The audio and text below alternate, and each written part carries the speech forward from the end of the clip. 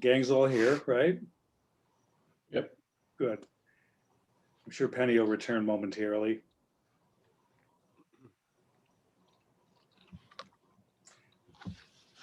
Jack, can you do the Pledge of Allegiance tonight? Yep, sure. Awesome. Okay, well, let's get this thing rolling. I'm sure Penny will hop on pretty quick. Good evening, everyone. Welcome to the Winnetka Village Council regular virtual meeting for March 2nd, 2021. I'd like to call the meeting to order and ask that everyone please mute your cell phones or other electronic devices and mute your microphone when you're not speaking to improve the sound quality of the meeting. Rob will do an attendance roll call. Trustee Apatow. Present. Trustee Dearborn. Here. Trustee Caladarchi. Here. Trustee Kripe. Yes. Trustee Lampier. I see you. Yes. Trustee Swerk. I'm here. And President Rintz. Present. Gang's all here. Item 2, Pledge of Allegiance. I have asked Trustee Caladarchi to lead us in the pledge. I pledge allegiance to the flag To the flag of the United of the States United States of America, and to the republic the Republic for which it for which stands, it stands, one nation, one nation, under God, under God, indivisible, indivisible, with liberty with liberty and justice. just for all. for all. Thank you, Jack. Sure. Item 3 is the quorum. Rob, would you? Sure. The two meetings in March after tonight are the 9th and the 16th. Do those meetings look okay for everybody? Yes. All right. And then Thursday, the first meeting in April is Thursday, April 8th. That's a rescheduled meeting due to the municipal election on Tuesday. Does that meeting look okay for everybody? Yeah. Excellent. Thank you. Hey, Rob, can you review our agenda for next week too? Because I don't think everybody's aware. Yes, certainly. We are scheduling the Walden Plan Development, not as a study session, but as a scheduled meeting. And that'll be the only item on the agenda That's next Tuesday. next Tuesday. Right. Okay. We'll at least get the ball rolling with that plan development application. So, all right. Well, now we move on to public comment. And Kristen, I would like for you to check to see if anyone in the audience would like to speak on an item that is not on tonight's agenda. Thank you, President Rintz. So in the audience right now, we have 19 people in attendance. So for those of you participating using the Zoom platform to facilitate an efficient meeting, we would like to check to make sure that everyone's comfortable raising their hand, which is how you'll be recognized for public comment. So at this time, if everyone using the Zoom platform could please use Zoom and raise your hand, keep your hand raised. We're checking to make sure everyone's comfortable using the platform to be recognized.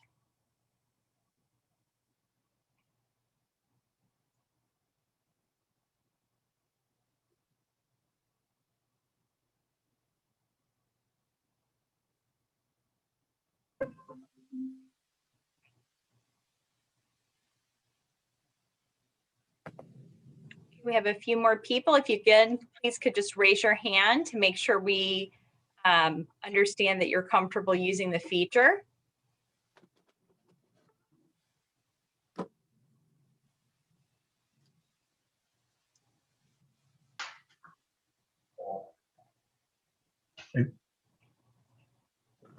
President Rintz, it looks like we have a few people who have not raised their hand.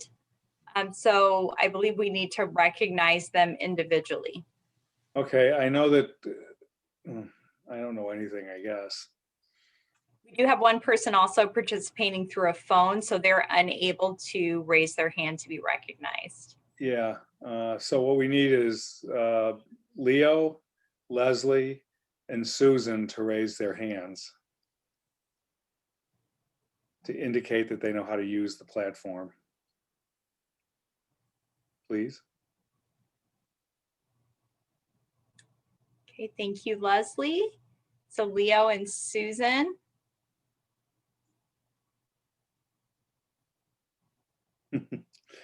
Okay, Okay. fair enough. So President Rents, at this time, I will lower all hands and then we'll first recognize our call-in participant. So caller ending in 4565, I'm going to permit you to talk and ask you to unmute. You can press *6 to unmute yourself. Hi there. I'm just calling in because I'm driving carpool, so I couldn't join the Zoom, but I'll join the Zoom later, and I have no comment at this time. Thanks. Thank you.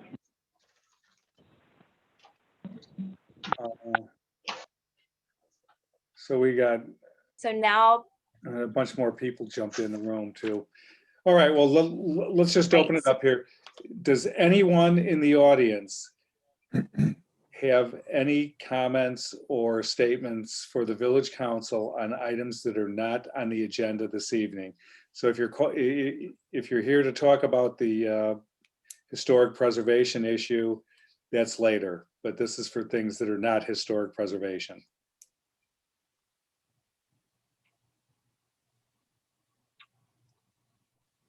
it appears we have one hand raised. Rick? Yes. Hi, so I was, this is for issues that aren't on the agenda currently. Correct. I'd like to bring up the issue of like the rampant coyotes in Wineka. Sure, go ahead. We're all ears. Yeah, so recently the coyote killed a deer in our backyard, and we called the police and Public Works, and they were unable to do something about it for a few days until we had to like drag it to the street, and eventually the garbage truck was able to pick it up. So we were wondering, like, is there anything we can do to like sort of expedite this so that like we don't have like coyotes like going wild in our town and stuff like that, and possibly hurting our pets and stuff like that? That's a good point. Rob, do you have any thoughts on that? Because we're so close to forest preserves, our ability to call the coyote population is very limited. They also travel extensively along the rail lines. We have sent out information in the past to make sure that you're at night, your pets, especially if you have small pets, that you don't leave them out unattended, that you, they typically will not be aggressive if you keep your distance and they keep their distance. So I would say that I would like to speak with you about your experience regarding our service. So perhaps you can shoot me your email or your phone number and I can give you a call. But in terms of us actually having a program to call wildlife, we do not. We do have resources for wildlife trappers. Those are primarily used for skunks, rodents that get in your home.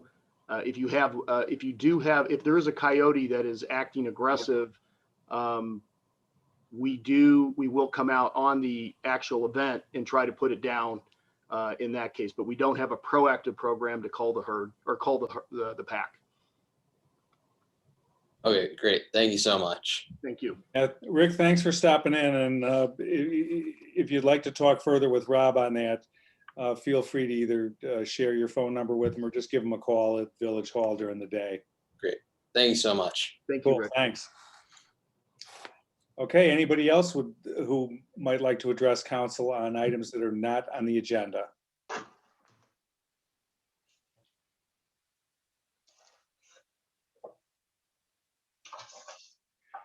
President Rents, I see no hands raised. Gotcha. Okay, well, in that case, we'll close public comment for the time being and we'll move forward. All right, reports, trustees report. President Rents, subsequent to that, it appears Leo has raised his hand. No, he can wait till the other issue. He's not here for non-agenda items. Thank you. Thanks. Okay, we'll move forward. Trustee reports. Just raise your hand if you have a report for this week. Seeing none, we'll move forward. Village attorney, any report? No report tonight. Village manager, Rob, you want to talk about last Thursday? Last Thursday, Or was it Wednesday? Wednesday, Who looks at sure. the calendar anymore? You scared me that I missed something big. In cooperation with 11 other Mavis Division III communities, we held a vaccination site for teachers and first responders in conjunction with Cook County Department of Public Health. We were able to administer approximately 570 vaccines that day. It was a success. Cook County was very complimentary and impressed with the performance. The vaccines were administered by area paramedics, and the vaccines were also drawn by paramedics. And the event was staffed at New Trier West by municipal staff from the area municipalities. The folks taking the lead on the administrative side was Kristen Kazinas, our assistant village manager, and Eric Hallgren, the assistant manager in Wilmette. And all the area chiefs and managers were there to make it a successful day. We continue to request from the county to increase our allotment. We're waiting to hear, and our next goal is to also begin to not only finish the vaccination for teachers and essential workers, but to have the site open up next for remaining seniors. And hopefully we can keep this site going until the vaccination process is completed. But it was a successful first day.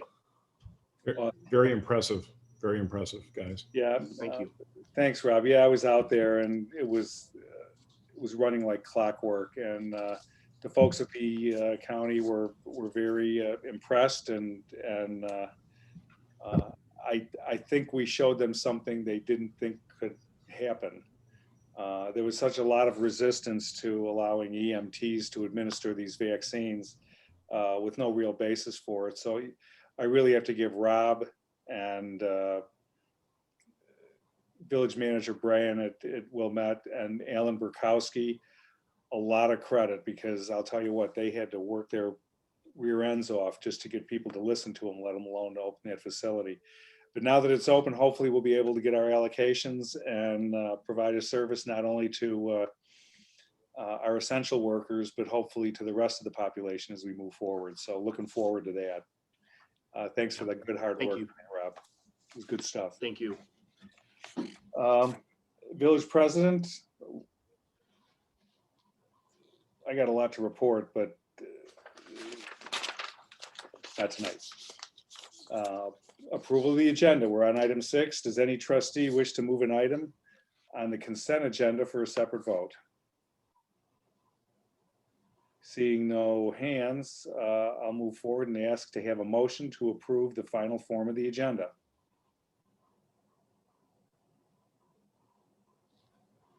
Everybody's muted. So moved. Yep, there's the So moved. Second, I'll second it. Okay, I'm sorry. I thought I had trustee, who made the motion first? Oh, Andy, and the second by Yeah. trustee Lanfear? Okay, Yeah. hold on just a second.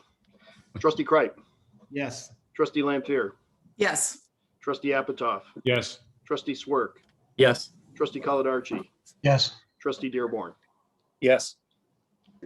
That motion carries. Thank you. We'll move on to item 7, the consent agenda. I'll ask the village clerk to read the items on the consent agenda. Thank you.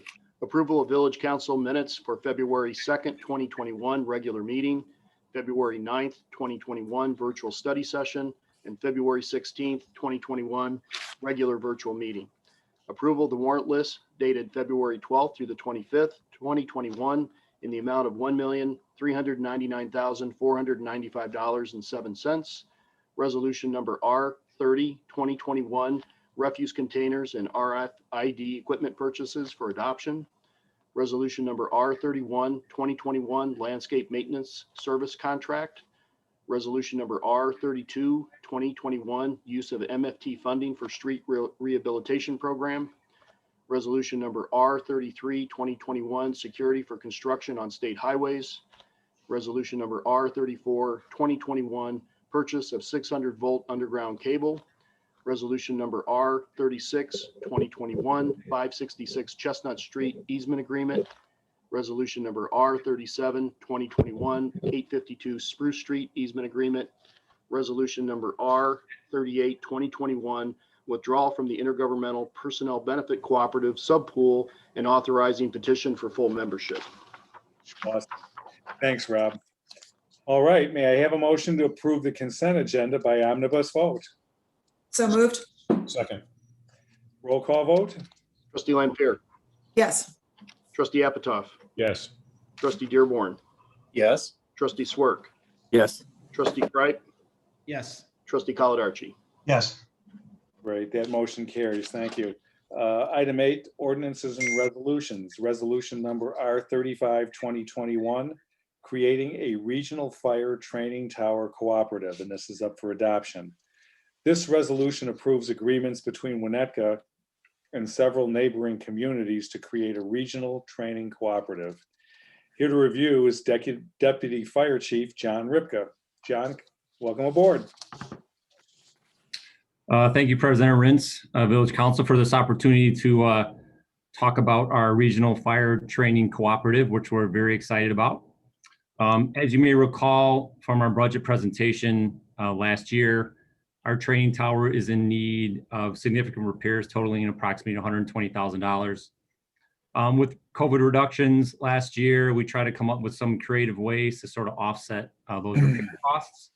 And that led to our regional training cooperative that's in front of you tonight. The co-op is the 3 IGAs with our neighboring communities, Wilmette, Northfield, and Glencoe, in which each community would contribute $25,000 over the next 3 to 5 years. And in return, they will get opportunities to do some additional training at our training tower. The regional training co-op really benefits us in 2 ways. First, obviously the financial benefit, of the other communities that are contributing, but also, the additional training opportunities. So now, when we go with our shift, we have 6 members, so there's limited amount of things we can do. The co-op sort of is the training officers come together and they plan opportunities for the shifts to go together to the training tower as combined regionally. So if, for example, if Northfield wants to train on throwing ladders, next Thursday, they'll put that on the calendar and any of the other communities can join them out there. So just increases the opportunities for us to be at the training tower, doing the hands-on work with our neighbors that we really work with at the fires, that we respond to. So at that's our co-op in a nutshell. I'm happy to take any questions if anybody has any. Any questions for Deputy Ripka, please? No questions. I think it's a great idea. And nice work. Thank you. I think the opportunity to get to work with other fire departments, not during an event, is also helpful too, just because guys get to know each other a little bit better. So when they all get called to a all-out barn burner, they have some familiarity with the folks that they're working with too, which I think is a really great benefit. Yeah, that makes a lot of sense.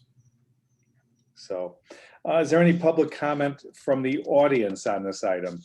Kristen, you want to see if anybody wants to raise their hand and speak on this item? Members of the audience, we now have 31 members in the audience. If you would like to comment on this item, if you could please use the Zoom platform and raise your hand at this time.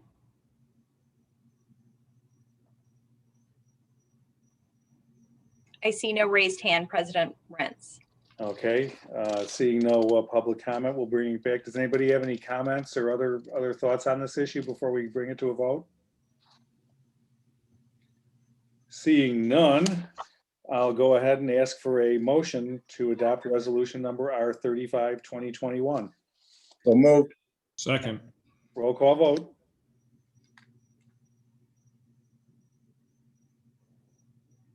Sorry, trustee Dearborn, Yes. trustee Apatow, Yes. trustee Lampier, Yes. trustee Swerk, Yes. trustee Kripe, Yes. trustee Caladarchi. Yes. That motion carries. Thanks, John. Good job tonight. Thank you. Thank you, John. Hi, Alan. How you doing?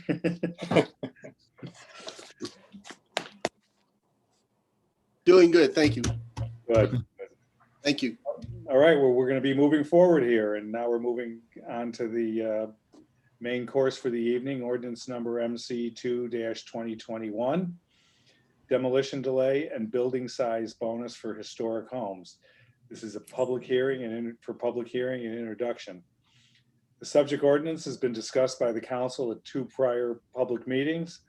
By adopting these provisional code amendments, the council hopes to slow demolition of architecturally or historically significant homes until the comprehensive plan update is completed, at which time Village Council will have the benefit of long-term land use guidance before making potential permanent zoning and code amendments for historic preservation purposes. Tonight, we will hold a public hearing on the subject ordinance to get further public input, and then the council will deliberate before deciding on whether to introduce the proposed code and zoning amendments. The public hearing is now open. Okay, since we have so many people to hear from, I would rather hear from the public before we drill down on any questions or deliberation, because particularly on the Zoom platform, there doesn't seem to be a distinction between the two on most evenings. So I'd like to hear from what the public has to say. So what I'd like to do tonight is David will go ahead and give his presentation. I will then turn to the public and ask for their comments, and then we'll bring it back up for questions for David and conversation and potentially bringing forth a motion. So with that, I will turn it over to David Schoen, our Director of Community Development. Good evening. So what I'd like to do is briefly review your discussion at the last meeting and changes that have been made to the ordinance. And while doing that, just review some major elements for the public's information. At the February 16th council meeting, the council discussed the idea of extending the demolition delay period for homes found to be architecturally significant and granting a 20% maximum building size bonus, which this evening I'll also refer to as a gross floor area or GFA bonus.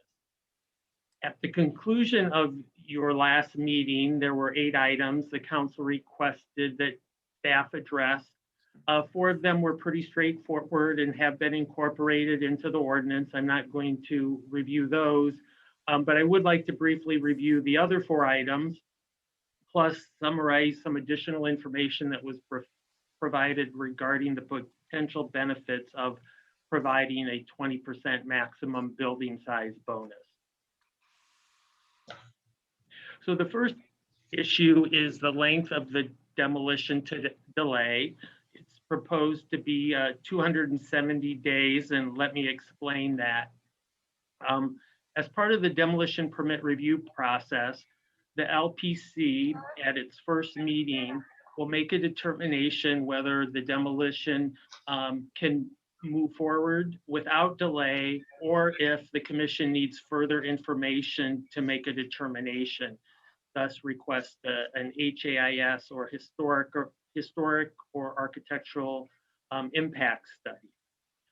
If the commission determines that HAIS is necessary, one is performed and then presented at a future commission meeting. At that meeting, the commission then determines if the home is significant or not. If it determines it's not significant, the demo permit may be issued. If the commission finds that it is significant, the commission will be able to issue a 270-day delay from the date that the commission held its preliminary review.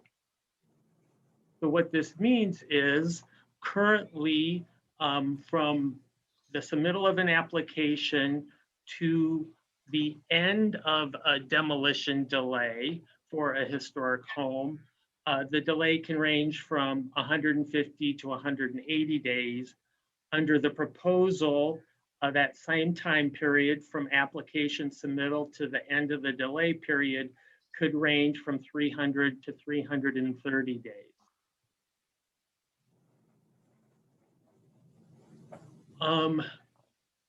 Also to mention that during this demolition review process, if the commission finds the home is historically significant and the applicant agrees to withdraw their demolition permit application, the property would qualify then for a 20% gross floor area bonus. So during the demolition permit process, an applicant may start going down the demolition route, but if the home is found to be significant, they could decide to change plans and to pursue renovation of the house with an addition using this GFA bonus. In addition to going through the demolition process to receive the bonus, a property owner could directly submit an application for the commission's consideration to find that their property is significant. And if the commission finds that, they could qualify for the bonus.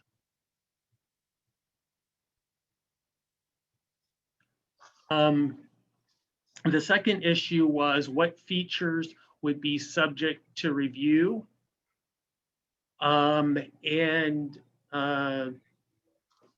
Whoops, I'm sorry, I think I got my slides out of order here. The second item is the applicability of the ordinance to current applications going through the demolition review process. How the ordinance is currently written, that if there's an application currently going through the process, it could qualify for the density bonus or the maximum building size bonus, but it also could be subject to a demolition delay. For those homes that are currently in the process, the delay period starts at a slightly different time, and that is at the submittal of a complete application. The thought is, given the application is already in the process, that start date from any delay that's issued would be from when the application was submitted.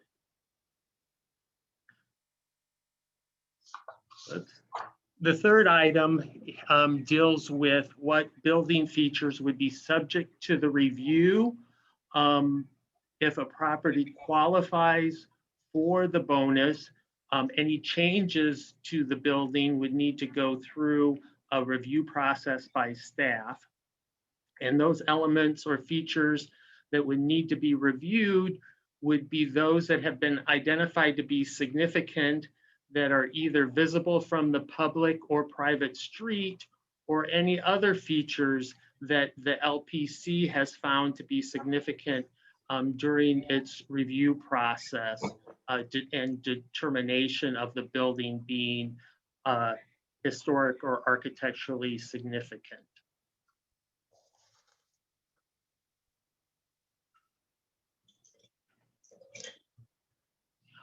And then the fourth item is, as the council directed, the ordinance would allow properties that were previously designated as significant to qualify. So those properties that have gone through the demolition review process before and found to be historic, but were not demolished, and there's a few of those, that they could submit a new request to find that their property is significant. And then any property that's currently designated a landmark would automatically qualify as long as they have not made any inappropriate alterations to the structure. And I should note that a landmark property has to be reviewed by the Landmark Preservation Commission. And as part of that review and changes to the landmark, the commission would determine if there had been any alterations that had been performed that had been inappropriate. The last item I'd like to address from the February 16th meeting is that a trustee questioned if a property owner will be able to take advantage of the gross floor area bonus without needing additional zoning relief. So staff prepared some general calculations to see if a property owner would be able to take advantage of the bonus without requiring additional zoning relief. We specifically looked at the roof lot coverage and impermeable lot coverage of 8 homes that had been previously found to be historic or architecturally significant. These are the same 8 homes we presented gross floor area information on at your last meeting. Before I summarize the general findings, I just want to emphasize that any property seeking the bonus will need to be evaluated on a case-by-case basis to determine if the specifics of that property will provide them with the opportunity to take advantage of the gross floor area bonus without needing additional relief. So from our general calculations that we performed, the analysis would indicate that lots of all sizes may be able to take a full advantage of the 20% bonus without requiring some additional zoning relief. And that smaller lots, however, may have a more challenging time doing so. Of the 8 homes we performed those basic calculations on, we also looked at 2 of the smaller lots as examples. And these are images of those 2 smaller lots that we presented in the staff report.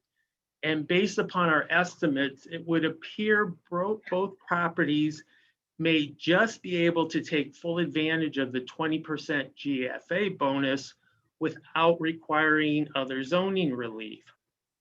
However, this does not take into considerations the specifics of the existing house layout and its configuration, the elements the property owner would like to add, such as an expanded kitchen, a bathroom, or a new family room, and where would be the most appropriate location to add such an element.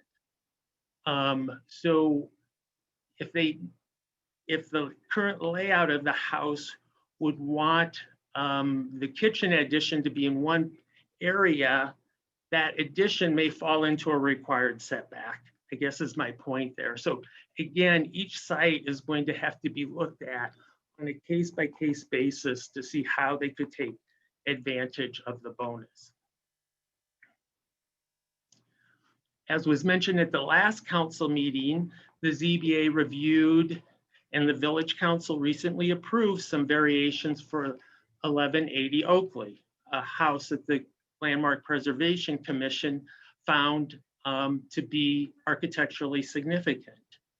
And that property was granted a 19.7 gross floor area variation, as well as a total side yard setback variation. Generally, the ZBA looks very critically at GFA or gross floor area variation requests. In its deliberations regarding this item, the ZBA took into consideration that the Landmark Preservation Commission found the property to be significant, and that finding made the property unique and created a hardship for the owner of the property to try to reuse and rehabilitate the home to meet current home standards. So if a future home needs additional relief, the board may take into consideration the historic or architectural significance of the structure. Again, each home found to be historic or architecturally significant will need to be evaluated on a case-by-case basis. So this evening, you're scheduled to hold the public hearing as President Rentz has stated. After hearing from the public and then discussing the issue amongst yourself, the council will want to determine if it's ready to consider a motion to introduce the ordinance as presented or with any amendments, or if you need to continue the item to have further discussion. And that concludes my presentation. Great, David. Thank you. That was good. Okay, Kristen, now is the time for the public to weigh in on this issue. So you can go ahead and give your instructions and So President Rentz, with your consent, I think with the number of people we have in the audience, we now have 36 attendees. I do recognize some names of some people who also submitted written comments in advance. So it may be more efficient to poll the audience first. And if they would rather speak, that would allow us potentially not to read the comment as well.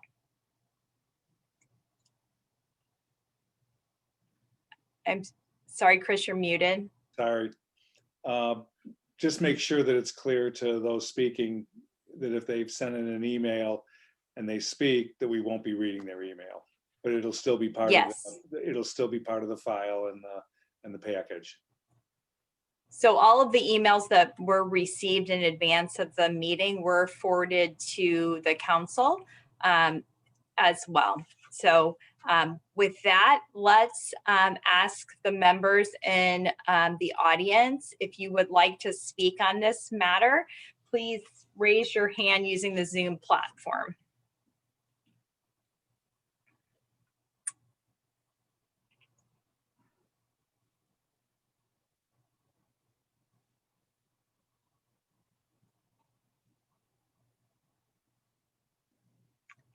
Okay, recognizing Scott.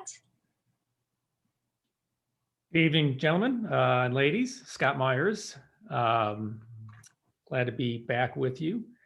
My comment on this is that, I think that the pendulum in the community, in my opinion, swung too far from balancing individual rights and public good. And I think that obviously the genesis of this idea is that many of us in the community, me included, feel there have been too many homes that have been torn down that are historic or architecturally significant. I guess my concern, so in general, I'm speaking in favor of the ordinance change. My concern, though, is that there needs to be a balance or some check to ensure that a architecturally significant or historical designation by the Landmarks Commission does not become too easily given. And just to make maybe a little bit of a facetious example, if one were to say that the house that a village president who served 3 terms, so 6 years as village president, became historic, is there a check on that? So I guess one of the things, and I did not see this in the ordinance, but I think there should be an appeal process to the village council for review. The definition of historic or architecturally significant seems to be relatively nebulous and up to the Landmark Preservation Commission. There may be a review process already in the ordinance. I didn't see it, but I do think there needs to be an appeals process in there that provides some check to make sure that the financial hardship that someone would incur with the designation can be discussed in some other venue. So thanks. Thanks, Scott. Those are some good thoughts, and certainly we'll be considering that as we dig through this thing.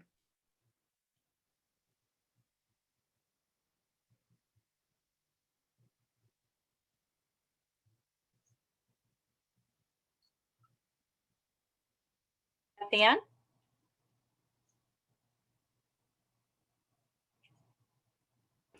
Hi, I'm Beth Ann Pevitz, and I am a member of Landmarks Preservation Council. And thank you, Village Council, for hearing this and considering these measures.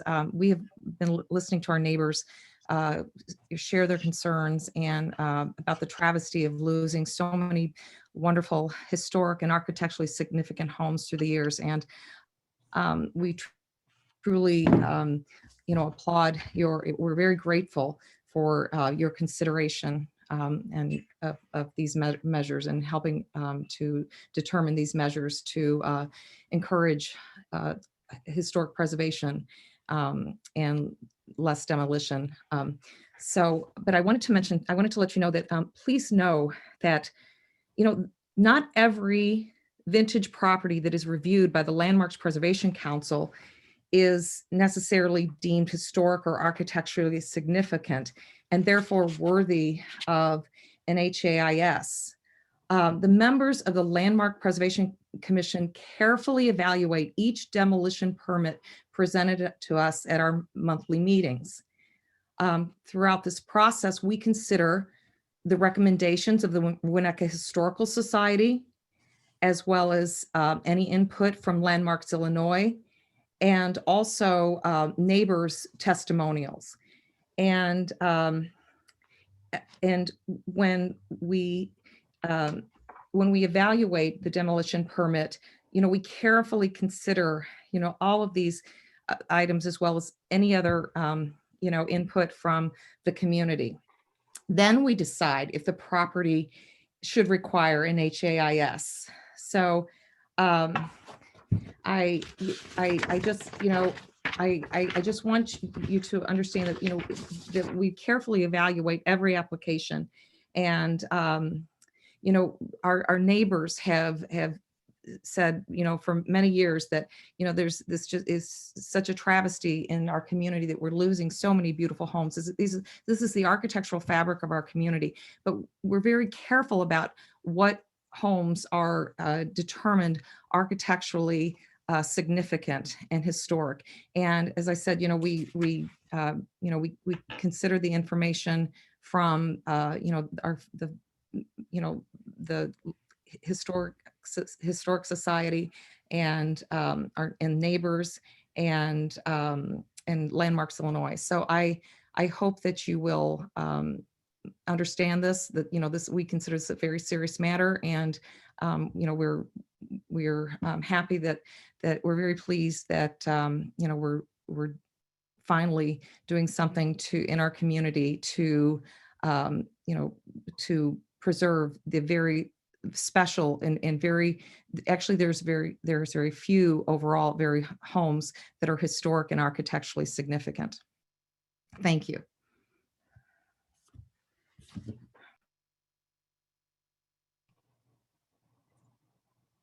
So next, Scott from Brightleaf.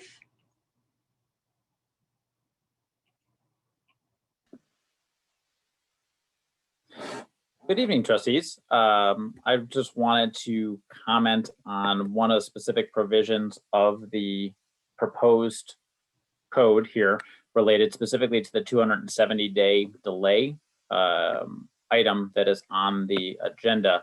I understand that that was discussed at the last committee meeting, and the text of the ordinance was changed to be from the date a quote unquote complete application or complete HAIS study was submitted.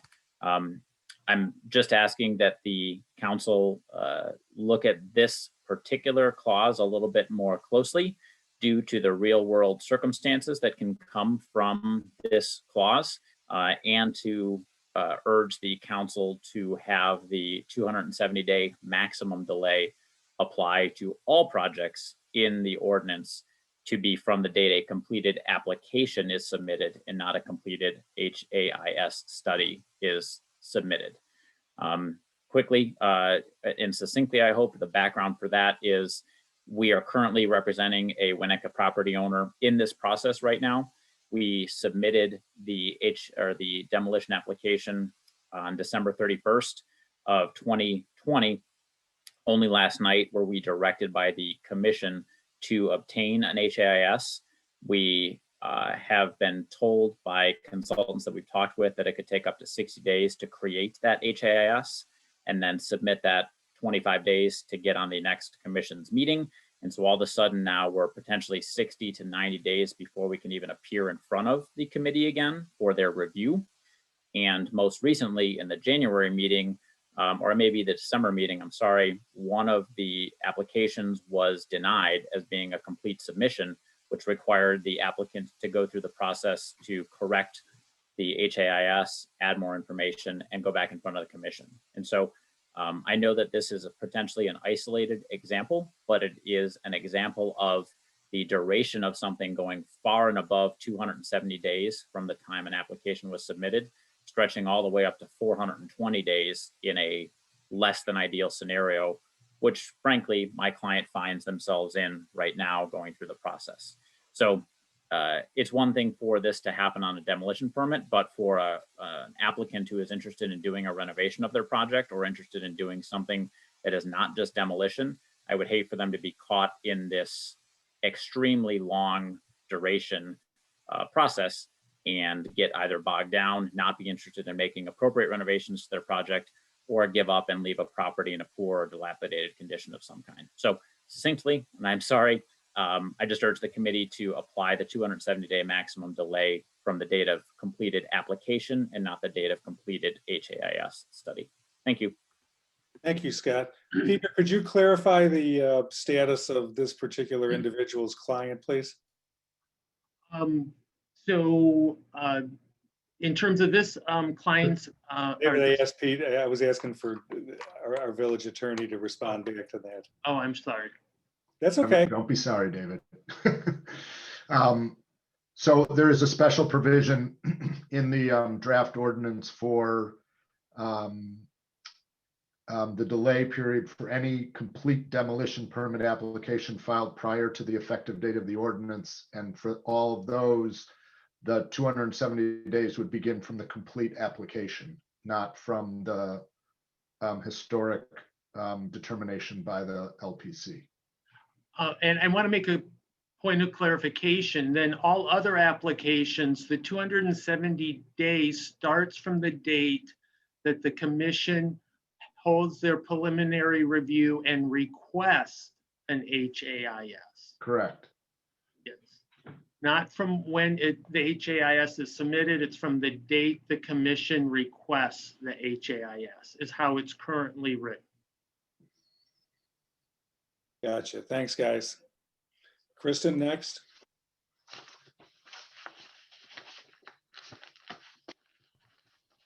So next in line would be Leo.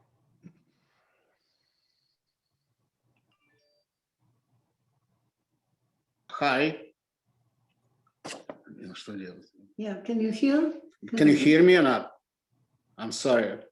Can Yes, you hear? we can hear you. Yes, we can hear you. Okay, I'll also obviously know who we are. Company Heritage Builders, you know us. You went through HAIS many times, obviously. And usually I was able to get 120, 130 days if you do it proper way, not 180 days. And obviously you build another community like Kenworth, like Forest, Wilmette, in Wineka. And the same 1 year delay or even longer in Kenworth affect a lot of value of houses and slow down market considerably. The same story was in Lake Forest, which similar situation. I would like to consider right now that you in some economic downturn, coronavirus, in effect value of property in this period of time may be too premature. And second issue, after you live in Winnetka from 1988, when you built our first house, and it was several times attempt to do similar type of delay, but process was different. You went to caucus, in caucus go to referendum, all people of Winnetka vote. And each time, it was several times which was done, and each time village of Winnetka did not want to have such significant delay. Why is this time you pushing this between trustee and landmark committee to make the same decision for 12,500 people in Winnetka to affect value of the houses or value of land of house like this? Maybe you need to have consideration and get people of Winnetka vote on this situation like it was done before.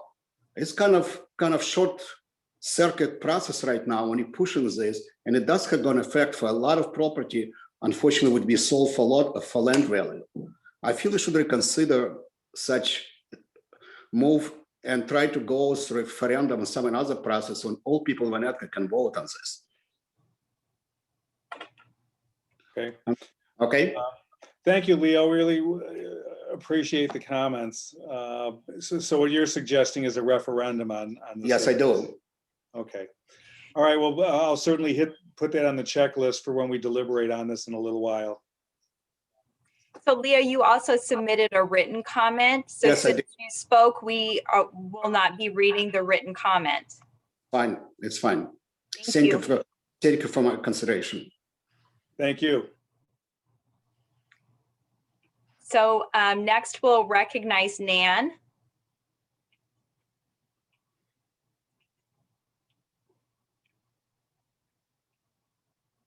Hi, Nan.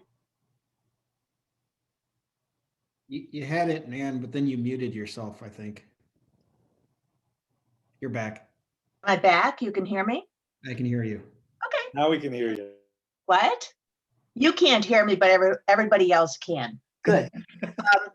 Okay, I given my place in the in line, I'm not sure that I can respond to all the things that might be raised, but I just wanted to mention I was the first chairman of the Landmark Commission for 9 years, and I spent the better part of my younger years thinking about this topic.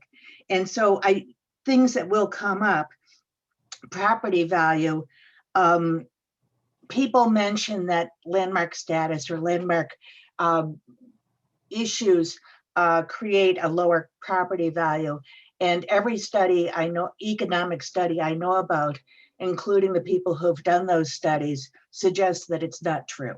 It doesn't lower property values. So I'm throwing that out there in anticipation of the person who will finally mention it. People suggest that how you evaluate either a landmark or changes to a landmark are mushy. They're not mushy. They're all based on U.S. Department of the U.S. Department of the Interior Secretary standards. And they're actually fairly well defined, and they're all in our ordinance. In other words, everything we do in the ordinance comes from somewhere, and it's based on national standards, based on national laws. And what our ordinance added, I think, following something that had been done in Glencoe, is to put numerical values to some of those attributes. And I was skeptical at first. And as we began to use those numerical values, it actually, I found through experience, led us to make very good and consistent kinds of decisions.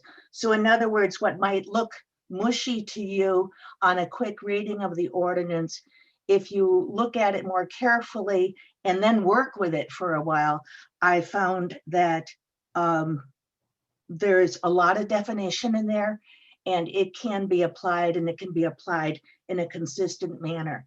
I'll be here for the discussion. So if you have questions as to where something came from, there's a chance I might know the answer. And so I'll turn back the podium. Thank you for listening to me. Thanks, Nan. Good to hear from you. Okay, so next we'll recognize Jeff. Welcome, Jeff. Good evening. Appreciate the time tonight. I love Wineka. I love the character we have and everything that kind of our community stands for. I have to be honest, this seems like an overreach by our village to tell property owners how to manage their properties. And it seems like another way that we're making our community less friendly to those that are coming in from the outside. I appreciate Nan's commitment in 9 years to the Preservation Society, but the rules and the arbitrary nature of kind of how those could be applied, as well as the lack of independence of asking neighbors and others to weigh in, seems like this could further complicate and put neighbor against neighbor in a community where I'm not sure that that's what we want. So I really would, think hard about this. I think a referendum sounds like a great idea and a way for us to truly evaluate this outside of the kind of insider facts of what's going on. I only found out about this because I happened to read the village email tonight.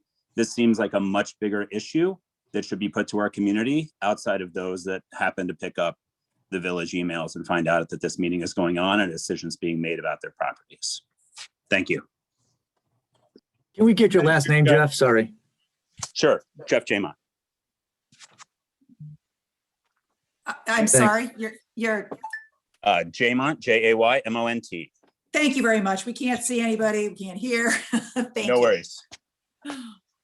Thanks, Jeff. One thing I will say is that the press has covered this in some depth over the last 2 months, as this has wound its way through conversations, both in the LPC and the Village Council. So it's been out there, and a lot of people are aware by, and by example, as we have 37 attendees in the meeting this evening, which is highly unusual for any topic. So I do feel that we're doing a good job, and village staff is doing a good job getting the word out. And I'm glad you read your email and had the chance to weigh in. Certainly, we will be talking about some of the impact issues when council finally deliberates on this. So thank you. Next is Betsy Owens. Hi there. I have a question. Hey, Chris, I'm sorry to interrupt, or Kristen, can we, I'm not sure if with first names, are people from, or want to make sure where they are, or state their address, or if we don't know who's on the phone, so we don't make sure they're Wineka residents? That would help. Thank you.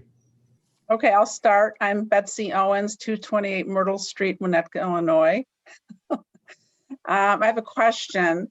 Based on historical, sort of recent historical experience, is there any way to predict how many houses are likely to have to go through the full 270 or 330-day review process? Are we talking about 5 houses or 50 houses? Just curious about the scope of this, the scale. Okay, Betsy, we'll address that when the council deliberates, okay? David, if you can start digging through your papers there, we'll see if we can get you an answer by the time we start talking about it. That'd be great. Thank you.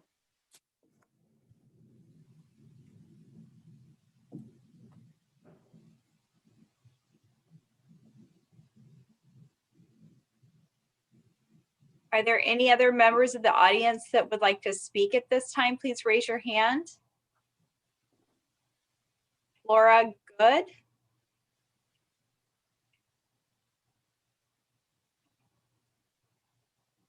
Can you hear me? Yes. Hello? Yes. Okay. Thank you for the opportunity to speak before you tonight. Hello, trustees.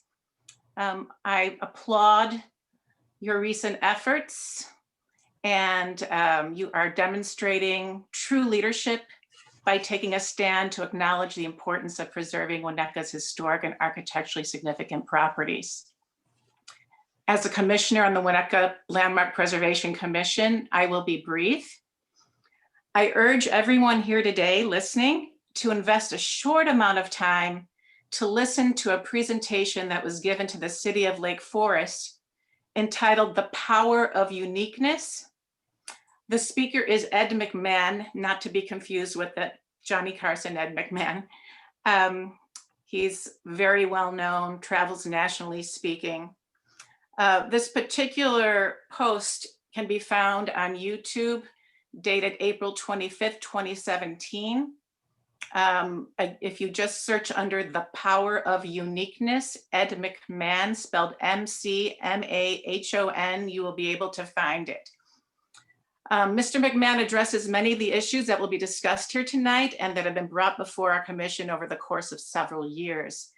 It is filled with factual information, innovative ideas, and inspiration.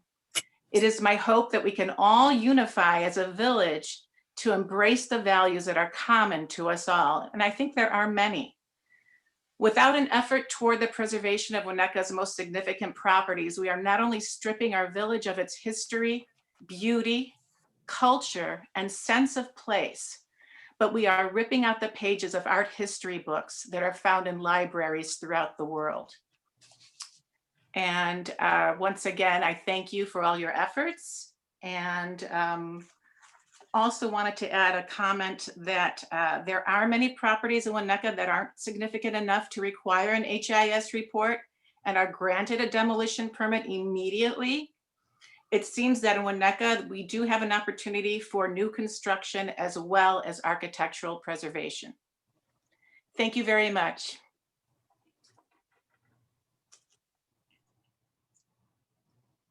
Next is Mickey.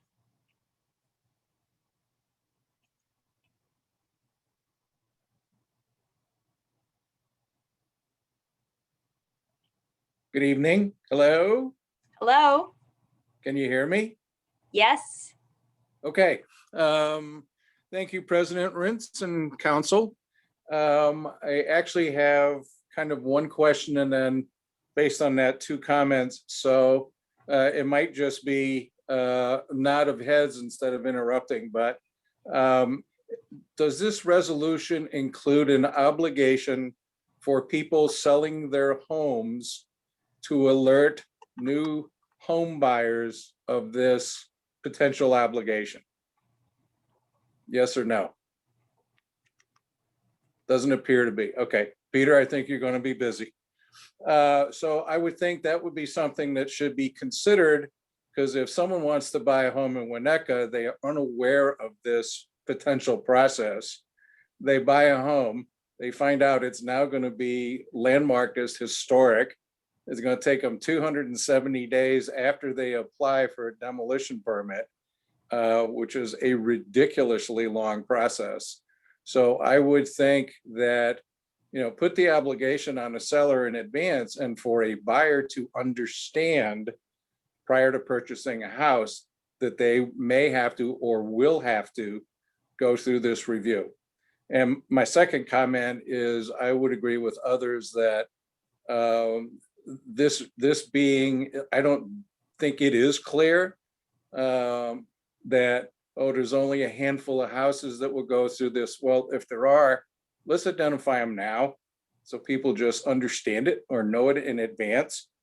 And if not, ultimately, I would agree that this should go to referendum. Thank you for your time.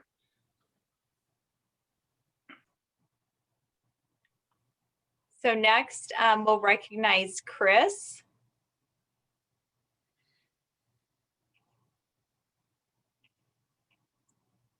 Welcome, Chris.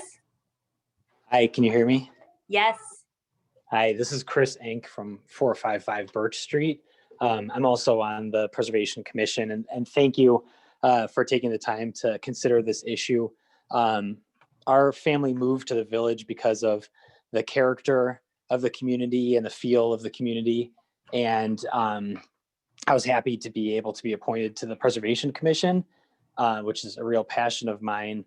But like many neighbors, I think I had seen a lot of the demolition sites around the village, but it wasn't until being on the commission that I had sort of a front row seat for the real problem that seems to be affecting the village. I mean, in a village of only a little over 12,000 people, when every monthly meeting we see, 3, 4, 5, 6 demolition applications, it's really shocking compared to anywhere I've lived before. And it seems like the character of the community is really slipping away quickly. So I appreciate you taking the time to discuss this issue. And I'm in favor of both the increase in the delay and also any incentives that can help make renovation projects in the village more appealing. And the only other comment I wanted to mention was that, some people might be new to this conversation that have called in tonight, but I know the village has done a lot of research on how these timelines factor in compared to other communities. And I think that this actually brings us in line with what a lot of other communities near us do as well. So I don't think that the Wineka should be a particularly easy place to tear something down, but we should at least be on par with what our neighbors do. So thank you again, and I appreciate the time. Thank you, Chris. Are there any other members of the audience that would like to speak at this time? Please raise your hand.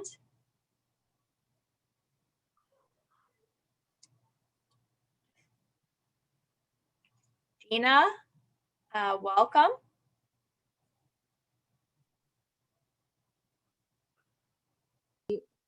Can you hear me? Yes, thank you. Perfect, thanks. Thank you, everyone. I am so grateful for this measure. Dina, Yes? could you please identify yourself and Oh, your, sorry. Yeah, Dina Sporl. I live on Maple Street in Winnetka. cool. I am so grateful for this commission to have addressed this issue. I'm not on the preservation committee or anything like that, so I don't have a lot of background in architecture or any of that.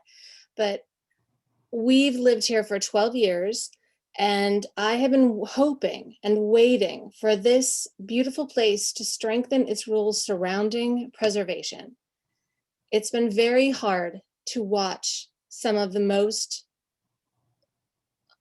gorgeous, unbelievable, magical places in this village come down just to be replaced by, I don't know, something that I don't even know if they're better or not, but they don't, we didn't move here to be in a cookie cutter community.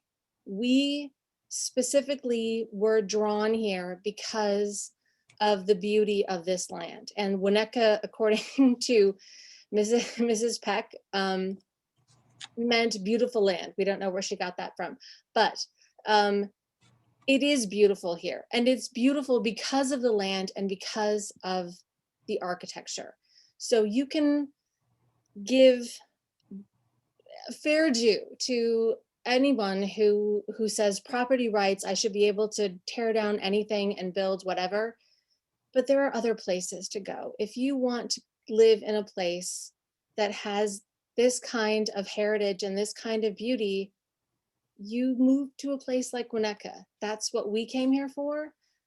I just feel strongly about this, and I'm really grateful that the village is taking this step. Even if it, and obviously I don't know if it's going to happen or not, but after all of this time, I'm very grateful for you all to be taking the time to look at what is the best way for homeowners to get value from a home that is maybe not what exactly they want, but they can make it what they want and still preserve the community. So I just wanted to say thank you.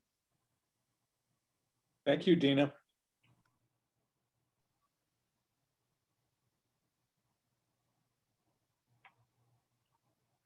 Last call.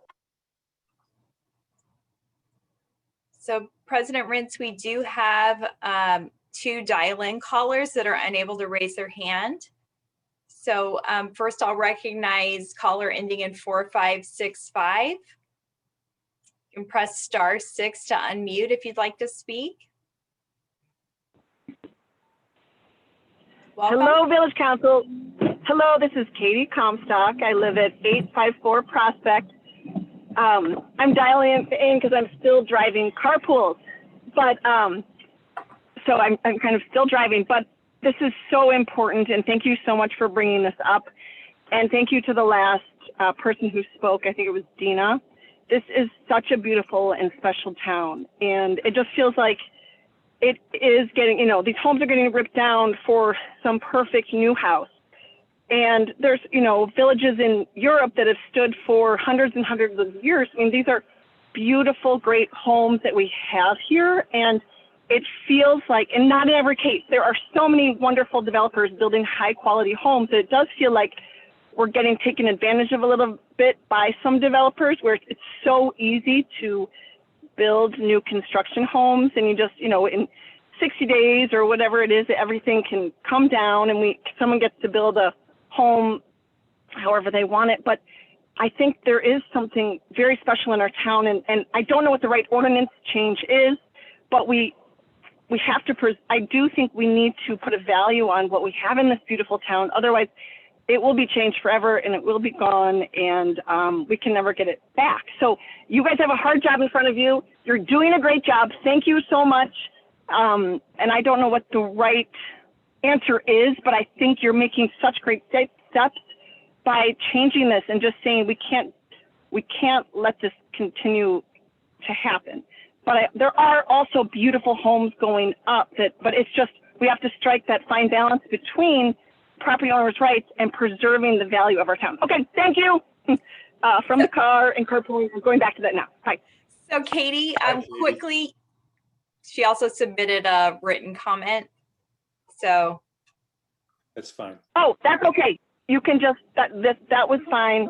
I had just had more ideas of other incentives and carrots, but I think this is such a great first step. I hope we can make this first step and then talk about it's just other ways to incentivize homeowners to invest in their homes. And I just gave some personal examples. So Katie, I did ways. share that with council. So we're not going Great. to read that since you had the chance to That's speak. great. Is that okay? Okay, That's thank you. perfect. And thank you for your time. So then now I'll recognize caller ending in 1117. If you'd like to speak, press *6 to unmute.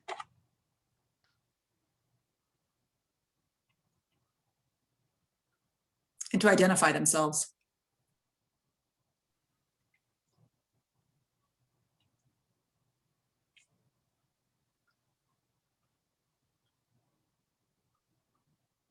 I don't see the caller anymore. Maybe it was an apology call, calling us about a rebate on our utilities. And I see no further raised hands, President Rentz. Okay, can you hear me? Yes. Okay. All right, so we will kick this off. We will bring it, okay, well, hold on, wait.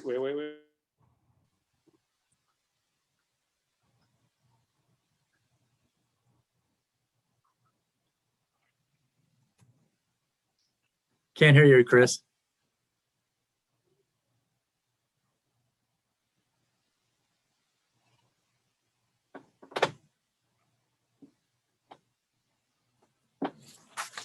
Can you hear me now?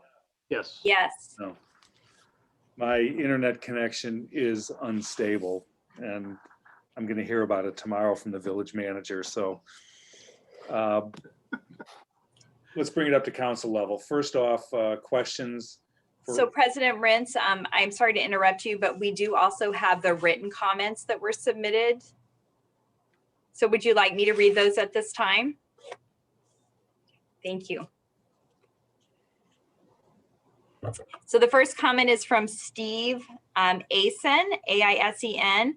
Hello, Wineka Village Council. My name is Steve Aisen. My company, Newgard Custom Homes, has both renovated and built numerous homes in Wineka over the past 10 plus years. We have a deep appreciation for the beauty and character of the village of Wineka. We embrace the village's efforts to promote the upkeep, updating, and renovation of architecturally or historically significant homes. The village should create more and bigger incentives for Wineka homeowners to update and maintain their older, architecturally and or historically significant homes. But the current proposals to increase the penalties on the development of new homes is grossly misguided. Wineka already has some of the most costly and onerous requirements for choosing to demolish one's home. No other village requires a demolition application fee similar to Wineka's $16,000 plus simply to apply to demolish one's own home. Additional penalties meant to deter and delay the ability to demolish one's own home will undoubtedly hurt the property values of the homes that these proposed code amendments are misguidedly seeking to save and protect. Plainly put, these proposed code amendments are a bad idea. Currently, there's no way to know that a property will or will not be deemed historically or architecturally significant by the Landmark Preservation Committee until after the application and all fees have been submitted. This is a backwards process. Rather than layering on additional delays, fees, penalties, or other requirements for demolition, why doesn't the village of Wineka create and publish an inventory of Wineka homes that are architecturally and or historically significant so that builders and developers can avoid purchasing such properties? Additionally, it would seem that any such major changes in the village's code should be put forth to an all village of Wineka residents via a referendum vote. Why is this topic not being put forth to a village-wide referendum vote? Thank you, and respectfully, Steve Asen. Yeah, Second, Kristen, wait a minute. I just want to make sure this isn't, first of all, the builder is he does not live in Winnetka. And was that identified in the note? The company was New Guard Custom Homes, but It's a no Glencoe- it's a address was Glencoe resident. provided. It's a Glencoe resident. Thank you. Okay. The next comment is from Linda and Peter Arts. I have to say that three of the main reasons my husband and I chose Wineka were the lake, the trees, and the beautiful homes. It feels unique, not like some areas with McMansions built up on every street. I really hope the council continues to encourage people to maintain the beauty of homes here on the North Shore instead of tearing them down to imitate some younger communities with less distinction. Another thing I feel like this impacts is the water situation. When people build new homes lately, they think it's great to build a 2-story basement. How can that be good for our main sewer system? These changes affect how much water can be absorbed, right? I'd vote to create incentives to encourage people to renovate homes instead of just demolish. In fact, my husband and I want to start that type of project in our home someday soon. Thanks for considering our input, Linda and Peter Arts. The next comment is from Mary Audrey at Atterbury. I'm writing to let you know of my support of making changes to the ordinance that will go up for vote tonight. I fully support this because I believe that will create incentives to encourage people to renovate homes and create some hurdles and not make it so incredibly easy for developers to just buy and tear down 100-year-old homes that add to the charm and historical aspect of our town. This is not anti-new construction, but we need to stop making it so easy for developers to make money off our town and history and schools and tax investment. Also, for everyone who has renovated a home or is considering it, would it be smart and great if the village council created some incentives for people to invest in their homes, like reducing permit fees? If you renovate your home, or some other incentive to help create value around our village's very charming and high quality architectural history. Once these homes are gone, we can never get them back, nor the trees that are cleared for new developments, the space the new homes often expand into, the lack of permeable landscape that is taken away, creating more water issues, etc., etc. Thank you for listening. I was born and raised here, and I am so sad to see so many new builds that have disrupted our water table.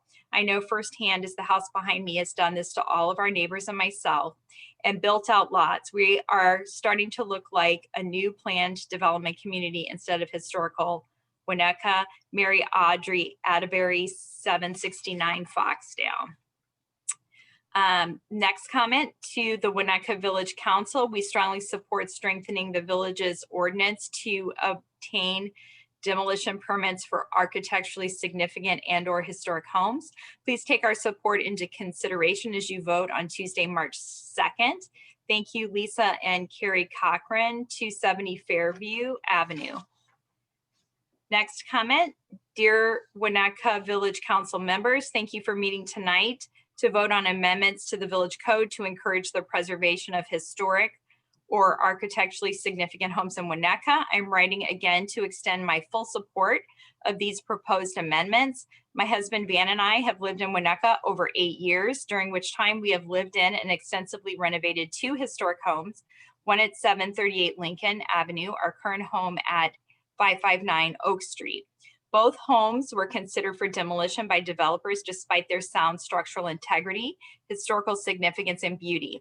We moved to Wineka with our young children for many reasons, including its sense of community, strong school system, history, and architectural diversity. Despite what some people may believe, that all young families want new construction, I can attest to the fact that this is very far from the case. While I expect that you are receiving a great deal of communication from community members about this issue as you move to vote, I invite you to also visit this recent thread on Nextdoor. Our community's discourse about these proposed codes is very telling. You can view the thread via this link. Thank you for taking the time to consider this important matter to our village. Best, Bethany Crocker.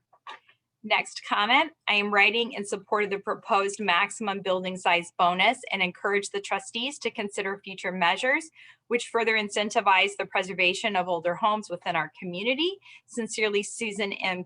Curry, 375 Hawthorne Lane. Next comment, I have been a resident of Wineka for 31 years. During that time, I've seen the loss of a number of historically significant homes, which in my opinion has hurt the character of our town. Like so many other people, I was initially drawn to Wineka because of its charm. The Tudor style downtown, the traditional village green as a gathering place, the celebrated neighborhood communities, school buildings, and quality housing stock all contributed to a sense of permanence, community, and charm that seemed unique.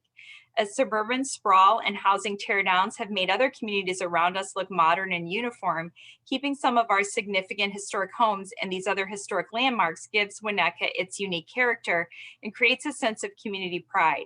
For this reason, I believe it is important to safeguard the existence of our architecturally significant historic homes. There's been a lot of research that shows preserving, renovating, and expanding well-built older homes improves the value of the property, but also the economic vitality of the communities that endorse it. Older homes were built with the assumption that they were expected to last. They used high quality materials and skilled craftsmanship. Today, many new homes are built speculatively, where the motivation is having low cost relative to the sales price. They are also built on the assumption that they will only be needed for a relatively short time, like 30 years, before they are replaced. In this environment, workmanship and building methods of all but the most significant buildings are not as careful or durable as methods used in the past when buildings were expected to last. Perhaps this is why studies have found well-maintained historic properties had values above the local market overall. I've included two of the many articles below on the economic value of preservation. At a time when we are all worrying about the environmental changes, it is important to note that historical preservation also has ecological benefits. Though restoring an old building, we avoid demolishing buildings, dumping materials in a landfill, and then creating a new structure with materials that are less environmentally friendly. Instead, well-crafted preservation laws encourage homes built of natural materials to be well-maintained, renovated, and expanded. I want to congratulate the Landmark Preservation Commission for crafting the bill now before council. Since teardowns are driven by a builder's desire to put up a home with a larger footprint, the new bill wisely creates an incentive to maintain an architecturally significant older home by providing a 20% building size bonus. I also appreciate the added pressure of a lengthy delay in teardown permits to incentivize property owners to consider the preservation and investment in our well-built older homes of architectural significance. I hope the council will endorse and approve this important recommendation and save the character of our town. Nancy Davis, 637 Hill Road. To whom it may concern, we have lived in Wineka for almost 39 years. We live in a home that was built in the late 20s by a well-known architect of this era, Edwin H. Clark. It is built like Fort Knox. We have renovated the house on a continuing basis and are proud of the wonderful heritage associated with the home and its grounds. At some point, we will sell the house, and it would be a tragedy if the house was torn down.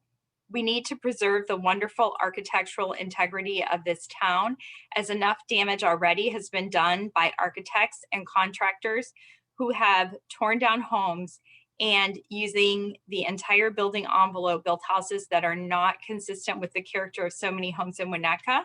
We are all for creating ordinances that would incent owners to renovate their homes rather than destroying them. Sincerely, Jim D. Young.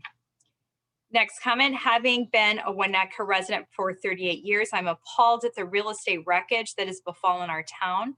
Pretty soon there will be no history, just a slew of horrendous looking houses with zero taste. Please stop and look around. Penny DeYoung.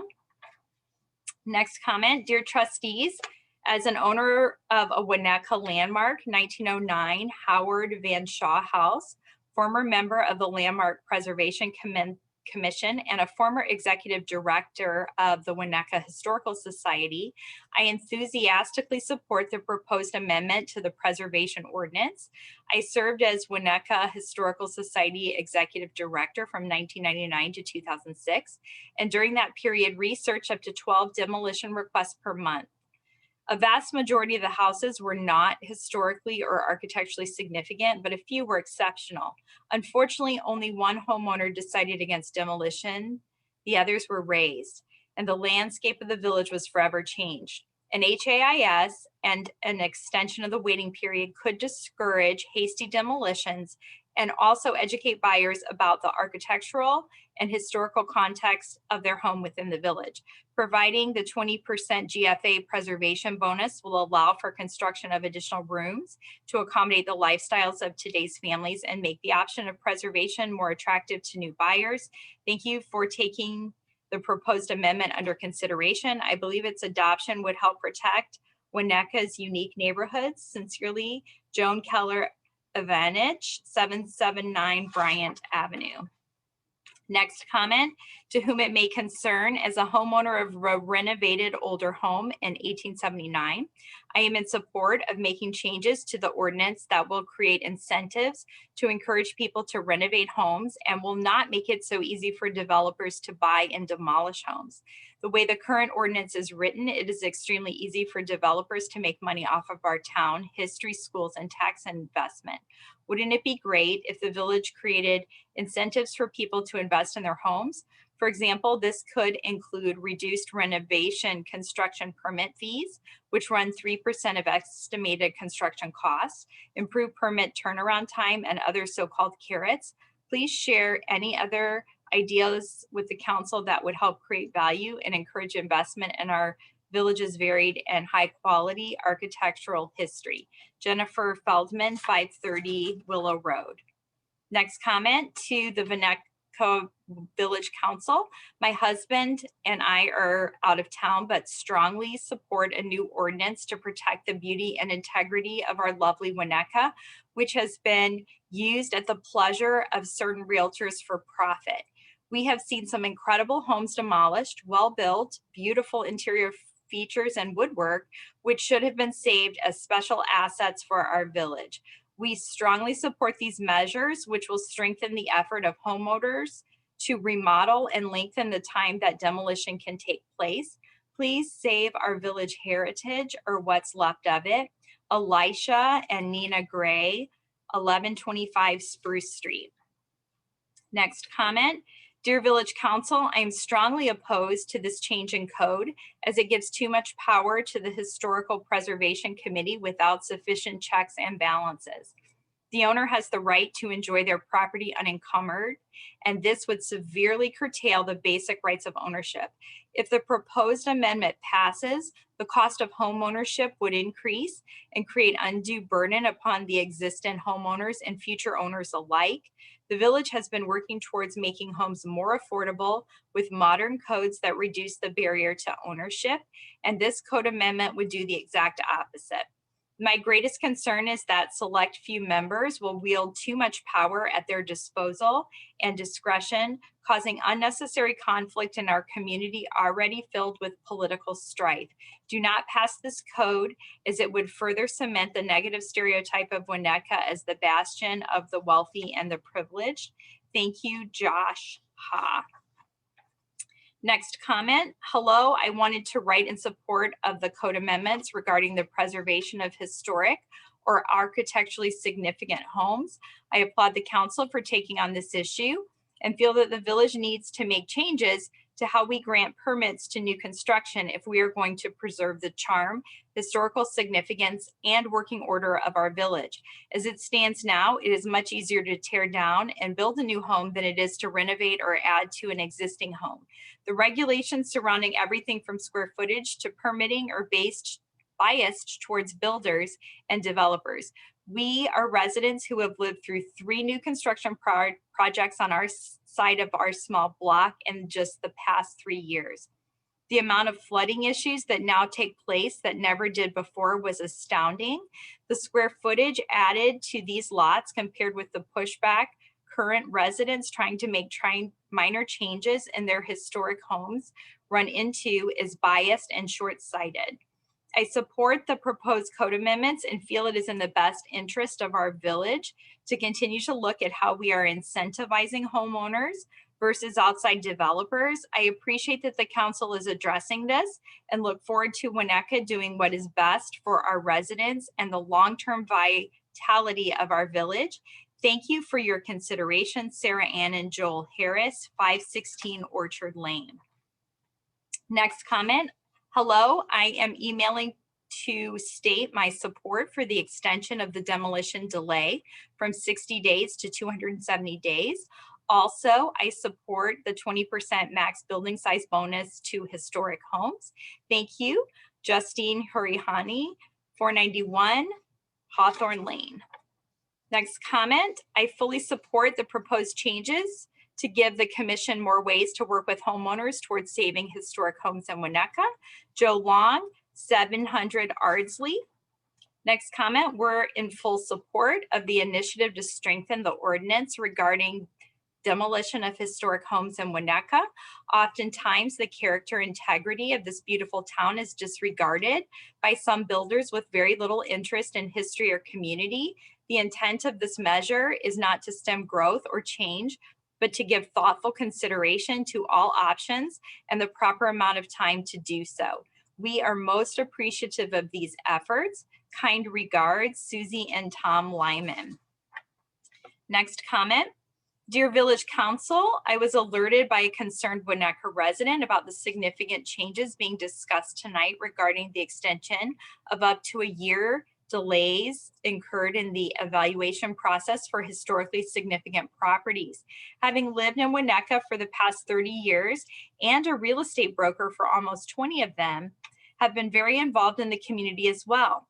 I agree we want to fully preserve the integrity and history architecture of our beloved Wineka. However, in my observation and humble opinion, the world, the universe also evolves. When Wineka and people moving into the market are buying new properties and have been since I've been living here, you also have to listen to their voice. Isn't this day and age about listening to all? By putting a potential year hold on building new properties is only hurting these people that love new homes. The hold cost is then passed on to the buyer and takes money out of their pockets for, say, a builder to have to carry for a year. Also, new construction properties are highly taxed, giving Wineka the opportunity to enhance other aspects of our community.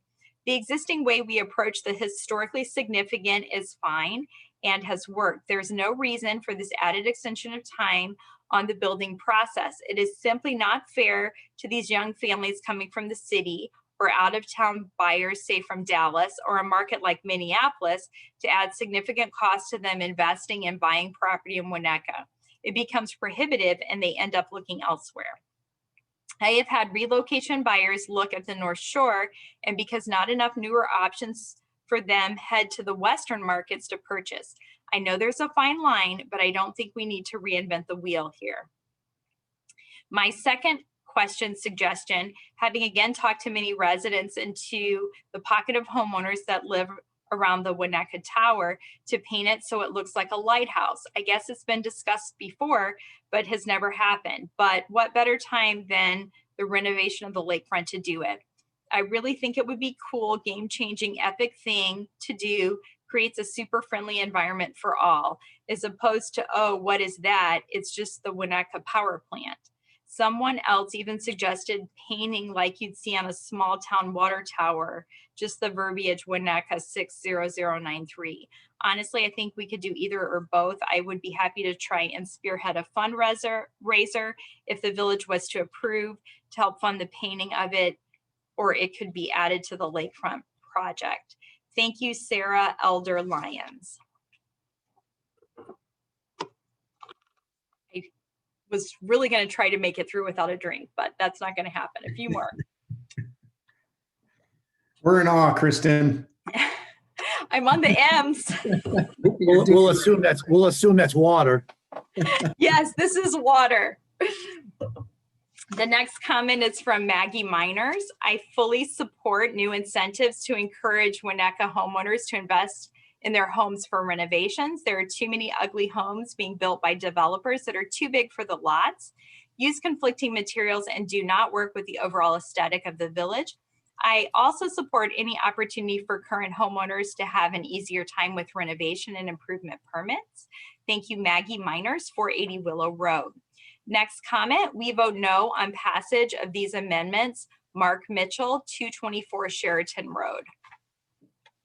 Next comment, Saw some email chatter about a village meeting tonight that will consider revisions to the code to make it more difficult to demolish and rebuild homes in Wineka. I reviewed briefly the language on the Wineka website, and I must say it doesn't go far enough. Adds time to the tear down, but no mention of increased development fees, zero lot line, new builds, drainage concerns, etc. I understand new homes generate additional property tax revenues for the town, and that's a good thing. But if the village made it more expensive to build, I would think it would recoup some of these lost tax revenues without sacrificing the character of Wineka. Dave Murdoch, Lind Capital Partners. Next comment. Good morning. I understand there will be a vote this evening regarding the preservation of the character of our beloved town. I think it is imperative that we do more to incentivize the preservation of the older homes in this town. In the 10 years that we have lived here, we have noticed the decay of character and history in the village that we fell in love with. The mega homes that all look the same are making this a less beautiful place to live. Additionally, these big homes, like the ones we have across the street from us, often do not even appeal to buyers. The one on Oak Street sat open for years before a couple from California finally found it desirable. While we are not against new construction, we think it's important to make it less easy to tear down some of these beautiful homes that attract a more diverse taste and even economic population. We should be incentivizing and assisting people who do not take the time and money to preserve older homes and bring them back to their original grace, rather than making it so easy to just tear down and start over. Sincerely, Lori Nielsen, 567 Oak Street. Next comment.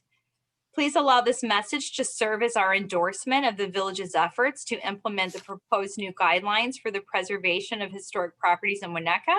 We have been residents here since 1980, 41 years, and firmly believe that maintenance of the historic character of our community will be of immeasurable benefit to us all.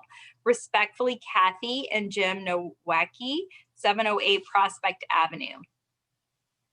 Next comment, I'm writing to support the proposed preservation of historic or architecturally significant homes ordinance being considered this evening.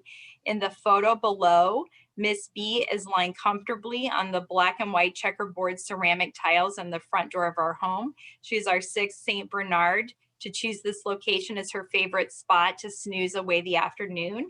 Miss B doesn't know it, but this entry floor is a consistent characteristic of homes designed and built in the first 2 decades of the 20th century by the George Mayer's father and son in Wineka and Kenilworth. After 100 years, these durable tiles are still going strong, demonstrating the importance of quality construction and timeless design. Please support the legislation to preserve this. J.A. Offerly, 112 Fuller Lane. And you have to see the cute dog. Okay, next comment. I am in support of the changes that make it more difficult for spec builders to change the facade of our town. The 2 proposed changes seem reasonable and protect the existing residents' investment in their homes. The charm of Wineka is at risk when we let massive, architecturally insignificant homes continue to be built and literally overshadow neighbors. We must protect whatever makes our town special and unique. Further, we should not reduce or diminish the value of entry-level homes or downsizing for seniors. It's critical that tax-paying residents be heard on this issue. Thank you for putting this forth. Julie Pagliaro, 848 Lincoln Avenue. Next comment, I want to express my strong opposition to the proposal that will extend the amount of time required to obtain a demolition permit. My objections are the following. 1, the proposal infringes on the rights of property owners in our community. It limits the ability of individuals who are attempting to sell property to maximize their sales price and conclude a sales transaction in a timely manner. 2, people wishing to build a new home in Wineka will be discouraged from proceeding due to the long delay associated with this new proposal. In addition, the carrying costs associated with the time required to obtain a demolition permit will prevent buyers from pursuing new construction in our community. Wineka should not discourage change. Wineka should not put unfair burdens on people who wish to improve our community. Historical preservation is not without merit. However, the costs associated with historic architectural preservation should be borne by Wineka and not by individuals caught by unreasonable and arbitrary policy decisions. George Pappas, 1024 Cherry Street, former member of Wineka Demolition Committee. Next comment, my name is Bill Phillips and I'm a current resident of Wineka. I grew up in Kenilworth and went to New Trier, and after 14 years in San Francisco, we returned to Wineka 6 years ago for all the reasons that make Wineka special. I live on Hill Road, and suffice to say, living in a 1938 brick Georgian, I sincerely value to the organic and historic nature of Wineka's tree-lined streets and idiosyncratic architecture versus the cookie cutter new construction developments in suburbs across the state and country. Requiring an architectural impact study that would delay demolition approval for 270 days seems a tad draconian. I agree that we do not want a town full of only new builds. That will never happen here. But creating a new zoning law that strongly deters new buyers and builders from moving here will property value enhancing projects is not a step in the right direction. Many of the 80 to 100-year-old homes in this zoning amendment would seek to preserve are hardly historic. Rather, many are more likely to simply be old homes that no new or younger buyer would ever want to buy because 1, the cost of rehab is too high, and 2, even post-rehab, the house is not what buyers of today actually want. So when you're just left with old homes falling into disrepair, thus lowering property values of adjacent properties, that would push prospective residents to other nearby permit-friendly towns more receptive to new construction projects. With respect to preserving Wineka's architectural history, I agree that being diligent, reviewing plans to ensure all designs meet the standards and architectural style of Wineka, and not moving too quickly on massive change. But this proposed amendment feels like an overreach with a myriad of unintended consequences.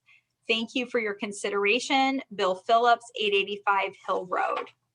Next comment. Please take a breath and step back and think about this. Pandemic, economic uncertainty, terrible winter. We need new homes. Young people with money do not want 80 to 100-year-old homes. The North Shore market is only better because crime and schools are forcing them to move out here. The Village Hall by Edwin Clark is historic. Many churches are historic. Crow Island is historic. But Greeley and Hubbard Woods schools are both old buildings. We have so many empty stores, and planters and benches are not going to bring back shoppers. Please take a look at the big picture. Years ago, we had a small group of residents trying to make the entire village historic. The village spent a fortune on it. Finally, the vote came and 67% were against it. But during that time, prices fell and it was hard to sell your house. There's no outcry of most residents to save old houses. If you are a small group who are in power currently, the offer people huge tax breaks to restore old houses. Tell me what Wineka would do without all the permit fees from the last 25 years. And how about the taxes being 40 and 50,000 on the new houses instead of the low taxes on one of those ones torn down? Please slow down. John Phillips. Next comment, dear Village Council members, we moved to Wineka 38 years ago for many reasons, including proximity to the city, beaches, and the excellent schools. Also, the myriad of beautiful, architecturally significant homes, which gave the village its charm and character. Soon after we got here, we witnessed the beginning, and since then have watched the rapidly accelerating pace of demolition of many of these houses. Each one that is torn down incrementally diminishes the character of the place where we all live. We strongly support increasing the time allowed the Landmark Preservation Commission to work with homeowners to find alternatives to demolition. Thank you, Mike and Nancy Ritter, 255 Chestnut Street. Next comment, we are strongly in favor of new proposals. Tear downs are ruining the character of the village. Debbie and Jeff Ross. Next comment, I'm writing in support of the proposed changes to the village code to increase the timeline for demolition delay and increase to the maximum building size for historical and architecturally significant homes in Wineka. It should not be easy for developers to purchase and quickly tear down historic properties. Increasing the review time and giving homeowners more options to stay in these homes is the right step, and I therefore support the amendment. Thank you, Melissa Schaefer, 985 Spruce. To the Wineka Village Council, from Mary Treichman, Executive Director, Wineka Historical Society. I am writing in support of the proposed amendment to the village ordinance requiring a more extended time period before demolition and providing a 20% maximum building size bonus to any single family home that the commission finds to be historic or architecturally significant. I believe that these changes have the potential to encourage property owners and developers to preserve significant homes rather than demolish them. The Wineka Historical Society holds and maintains the house files of all Wineka homes, and we have witnessed many historically and architecturally significant homes demolished due to the limitations of the current regulations. We applaud the work of the council in taking action to protect our historic homes that make Wineka a unique community. Next comment. To Mr. Rentz and the Village Council, we have been Wineka residents for 8 years and have 3 children in public school here. We moved here because of the community, the schools, and the beauty of the neighborhoods. When we initially looked at real estate for our first home, we were priced out of many of the larger new builds. We purchased an older home and underwent a year-long renovation with a newborn and 2 toddlers. The renovation process was long, requiring several rounds of reviews, permits, fees, deposits for future trees, approvals, etc. It's common with renovating older homes. We had many surprise expenses, knob and tube electrical wiring, old electrical panels, buried oil tank, old lead water pipes, etc. You know the steps involved, and for a young family, it was a challenge and a financial strain. The amendments the council is proposing will encourage more young people and existing residents to undergo the process of saving the character and beauty of our village. They will allow first-time home owners or those downsizing the opportunity to update existing homes with the same ease and speed as some of the prolific developers in our village. Bravo to the council for the development of these amendments. Mindy Turretts. Next comment. Greetings. I am writing in support of the proposed amendment to our ordinance requiring a more extended time period before demolition. I am hopeful, as I know you are, that this will serve to preserve homes that are determined to be architecturally or historically significant. In my 10 years as the executive director of the Wineka Historical Society, I reviewed hundreds of requests and reported our findings to the Landmark Preservation Commission. While the majority, anecdotally, I would say 80 to 90% of these requests were homes that were not significant, when one crossed my desk that was significant, it was quite discouraging to know that eventually it would be demolished. Putting more teeth into your ordinance is a very positive step towards discouraging those who have no regard for the built history of our village. Additionally, I would support the 20% bonus offered to those that opt to renovate a historic home. This will encourage homeowners to create a living space that works for today's families. I hope that this option is embraced and used by homeowners. I am grateful to council for having this conversation at this time and only wish that your predecessors, as many as 15 years ago, had made the positive steps you are considering at this time. So many lovely homes would still be part of our landscape. Patty Van Cleve, 1047 Elm Street. Next comment. Dear Wineka Village Council, the code amendment has been brought to my attention, and as a Wineka real estate broker and longtime Wineka homeowner, I have serious concerns about the proposed amendment and oppose it. It would negatively impact housing values as well as infringe on Wineka residents' property rights.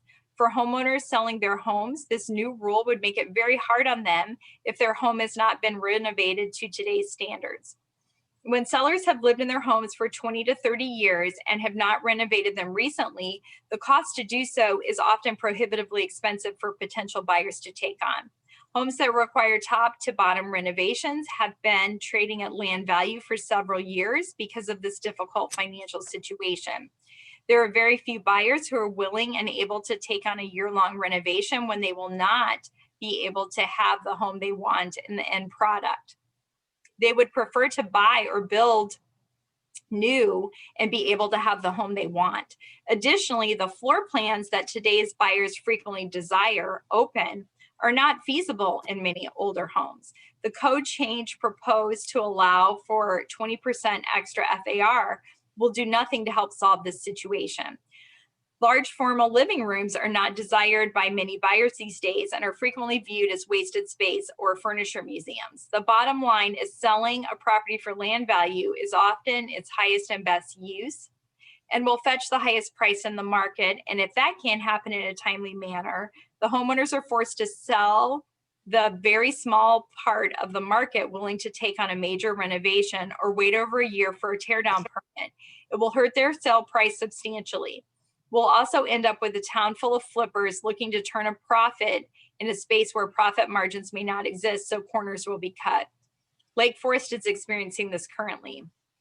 We moved to Wineka in 1990, so I've been here as a witness to the teardown process for a very long time. I have owned a large old home, and I know firsthand how expensive it is to keep them up to date. I represent both buyers and sellers in town, and I see the difficulties on both sides experience trying to sell at the best price possible and trying to find a home they love enough to buy as their largest purchase in life. While it saddens me deeply that many beautiful old homes, typically very beautiful as far as curb appeal goes, but often no desirable inside, have been torn down over the years, I deeply understand why. They are just not financially feasible for 99% of the buying public to renovate.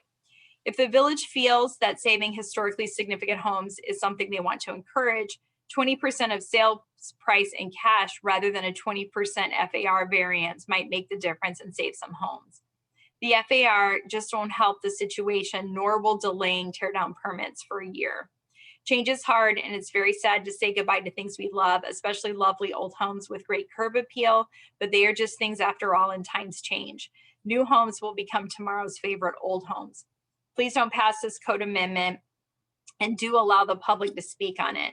Thanks for taking the time to read this, and please know I'm available to discuss. Chris Beach, Beech.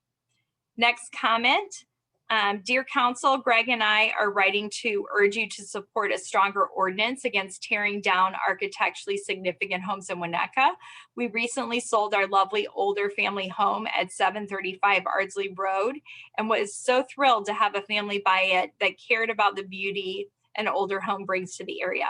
Let's not become a cookie cutter town. Thank you, Sandy and Greg Welch. Next comment, as longtime 37-year residents of Wineka, we're deeply saddened by the loss of so many architecturally significant properties. These losses have totally changed the look of our beautiful community, and we fear that for the future unless some protective measures are put in place. Therefore, we are very much in favor of the proposed code amendments regarding architecturally significant homes. Nancy and Bill Urick, 647 Lincoln Avenue.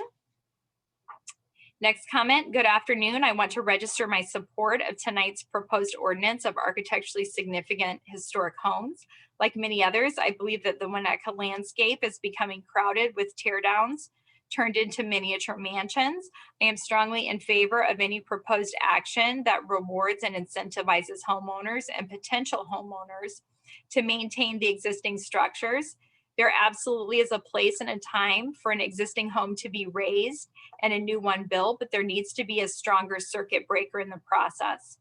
Having painstakingly remodeled an old home, it was clear that the easier and more cost-effective path would have been a total rebuild. There was no incentive to do that. In my opinion, the incentive structure is asymmetrically tilted towards developers. They can buy homes and market them seemingly before the public has a chance. Certainly, an average potential homeowner cannot compete against prolific development community on the North Shore.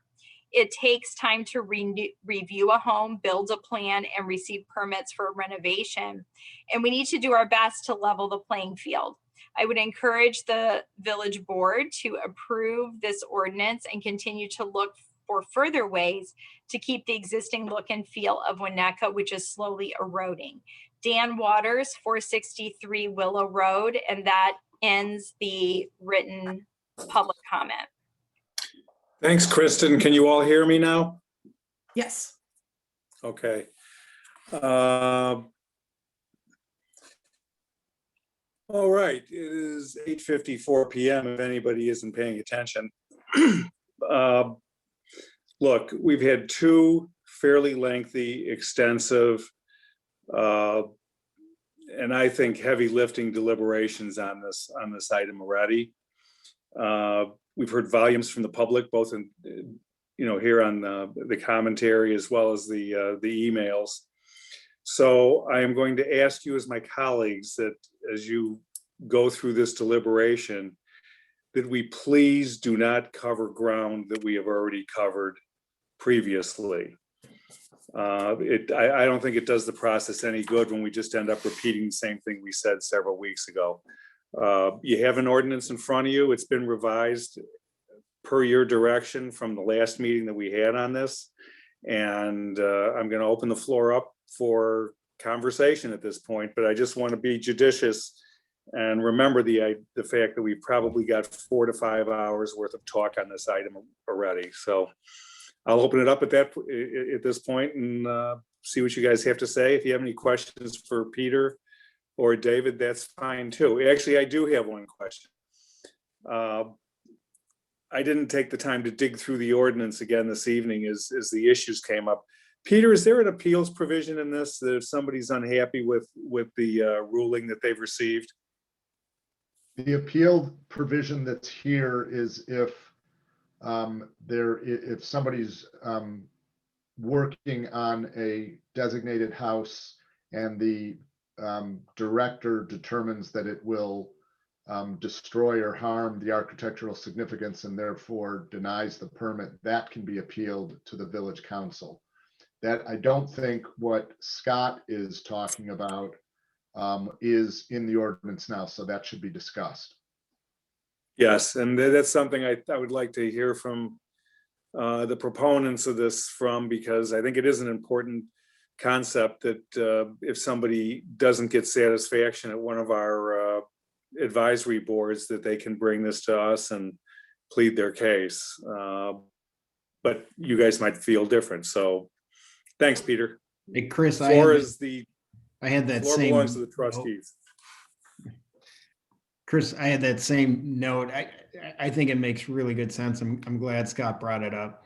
If we had an appeal process for any property owner who's unhappy with the result, either because of a delay in the demolition permit or because they're denied the 20% GFA.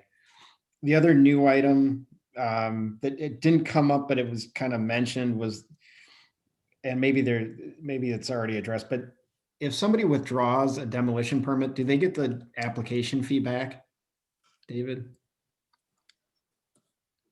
Yeah, that's a good question. Because it's like the price of a Volkswagen. Sorry, it took me a moment to unmute myself. We keep a small portion to cover the cost of the Historical Society's review and some of our expenses, newspaper notices, mailing notices, but the bulk of the $16,000 would be returned to the applicant if they don't move forward with the demolition. Okay. Those were the two new things I had, and I'll reserve any further comment for now. Yeah, I'd just like to say a couple things. I know Chris mentioned we've had, several hours, or not several hours, 4 or 5 hours of talking about this already. But with the public today, lots of things are brought up. I have 7 pages of notes, literally. I would really like to be able to go through all these notes, all these comments, and continue this to another night. It's property rights. This one of the emails I received, from the public was that this was a caucus item that was voted on. I don't know the year that was done. What? And some people tonight are talking that that's probably not a bad idea, either a caucus question or referendum. We're really dealing with major property rights. And the people that talk today, it's really somewhat split between pro and con on this. It's not a slam dunk. Everyone's in favor of it. If you take out landmark commission people, historical people, and maybe who they contacted to call in or talk tonight, all the other numbers, I've not contacted anybody to go against this, and yet we've got a lot of comments that came in. It was not solicited by me, I will admit that. So I really think I need more time to really review this. Just to clarify, tonight's just for introduction, right, Peter? Correct. So we're not adopting anything tonight, just so everybody understands that. Right, it would be in 2 weeks, the next meeting, right? Right. You know, well, to that point,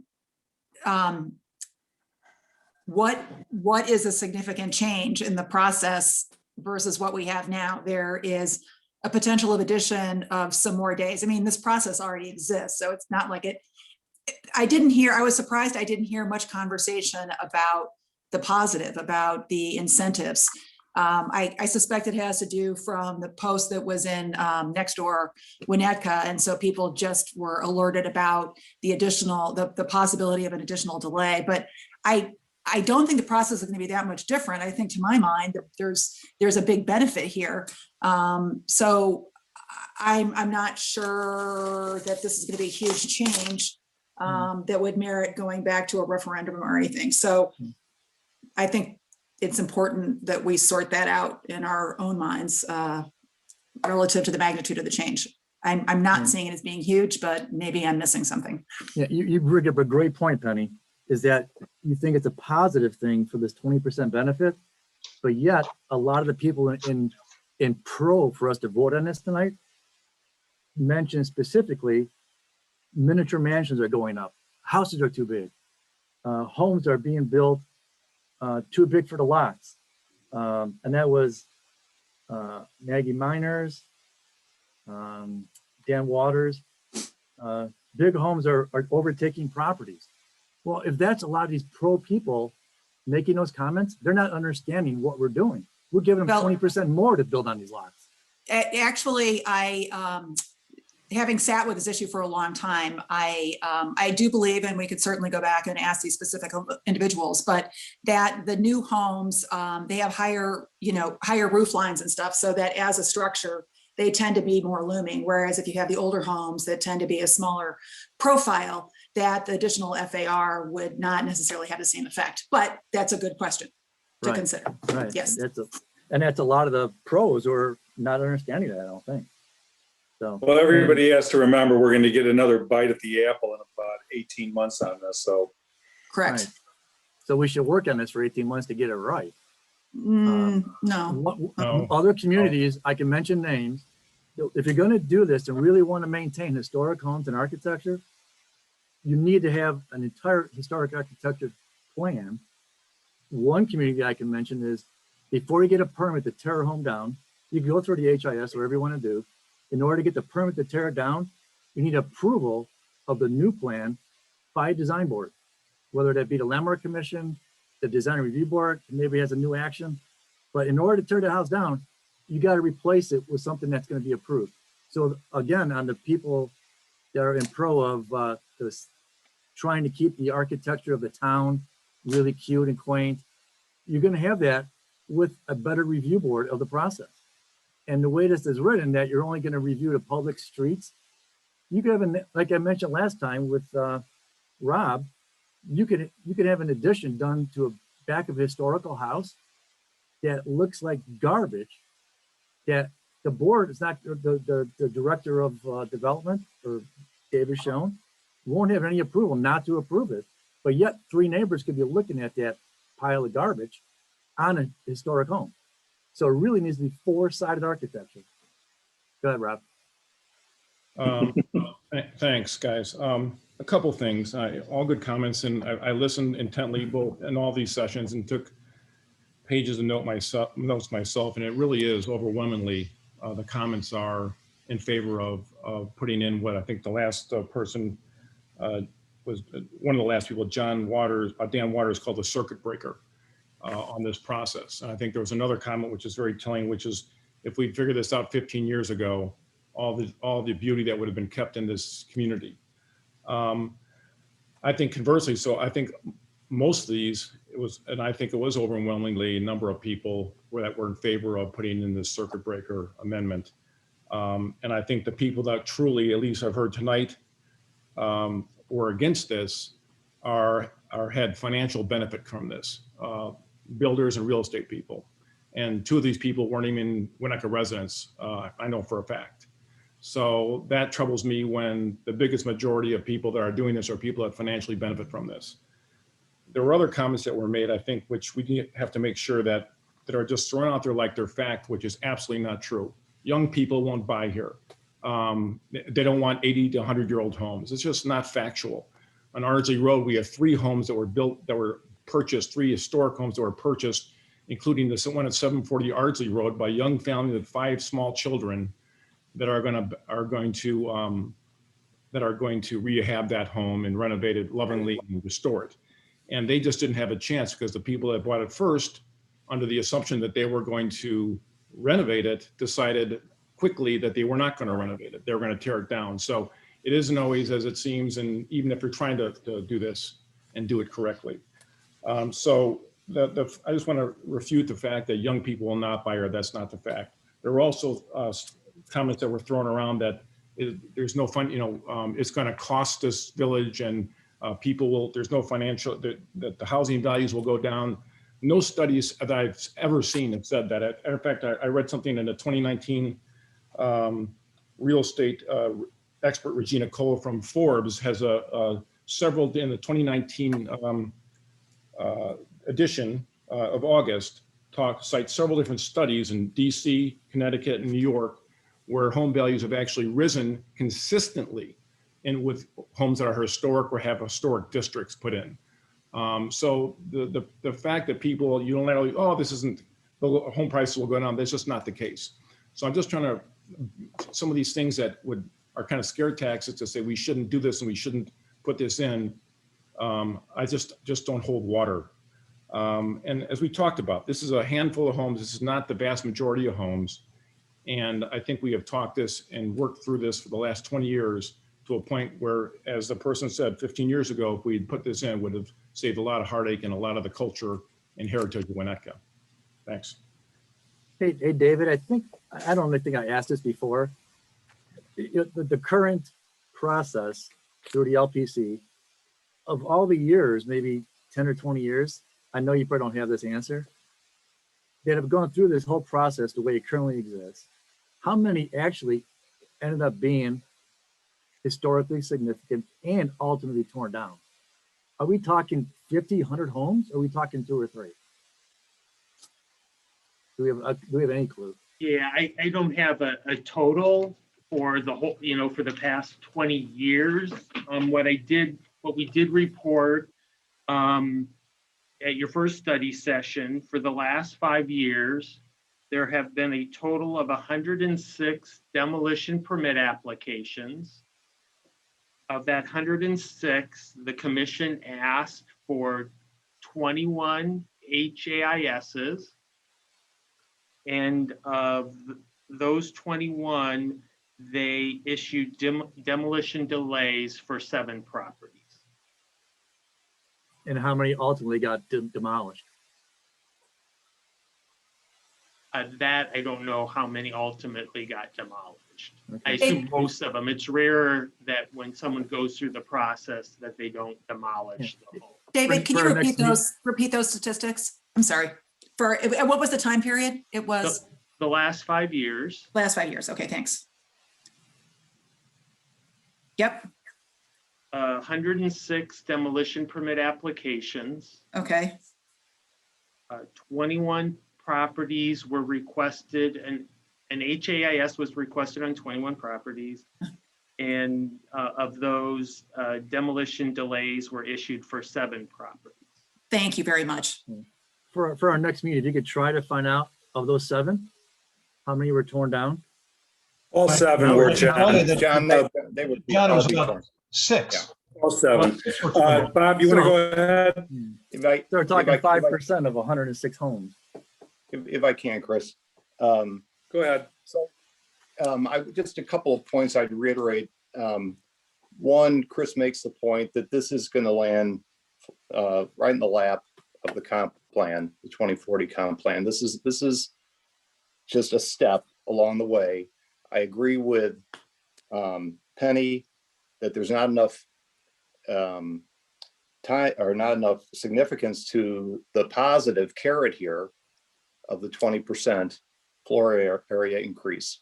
I mean, that's a very significant part of this carrot and stick process that we've deliberated on.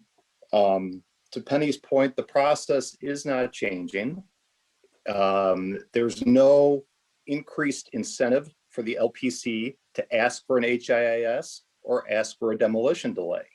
It's the same process as before. People that have been on that commission have seen the process work. They have very strict standards on what they're looking for in these homes. You saw the HIIS that David Schoen sent around on 1180 Oakley. It was 150 pages. This is not a capricious process that's undertaken by the LPC. Now, as to Scott's point on the appeal, I think that's a good idea. We can incorporate that, you know, as part of an introduction that, you know, again, I think that if an HIS is asked for, there's going to be a reason for it. And if it ultimately leads to a demolition delay request by the LPC, there's going to be a reason for that too. It's not, so if the homeowner wants to appeal that process to the village council, that would be fine. I don't think it's going to be, I don't think we would see a lot of appeals in this. But you know, if that's something that would make sense, I'd be fine with that as part of this introduction. You know, I think that this is a passionate issue out there. This is a very different issue than streetscape, than stormwater. I mean, I understand, and I had friends on both sides that wrote letters here and have spoken.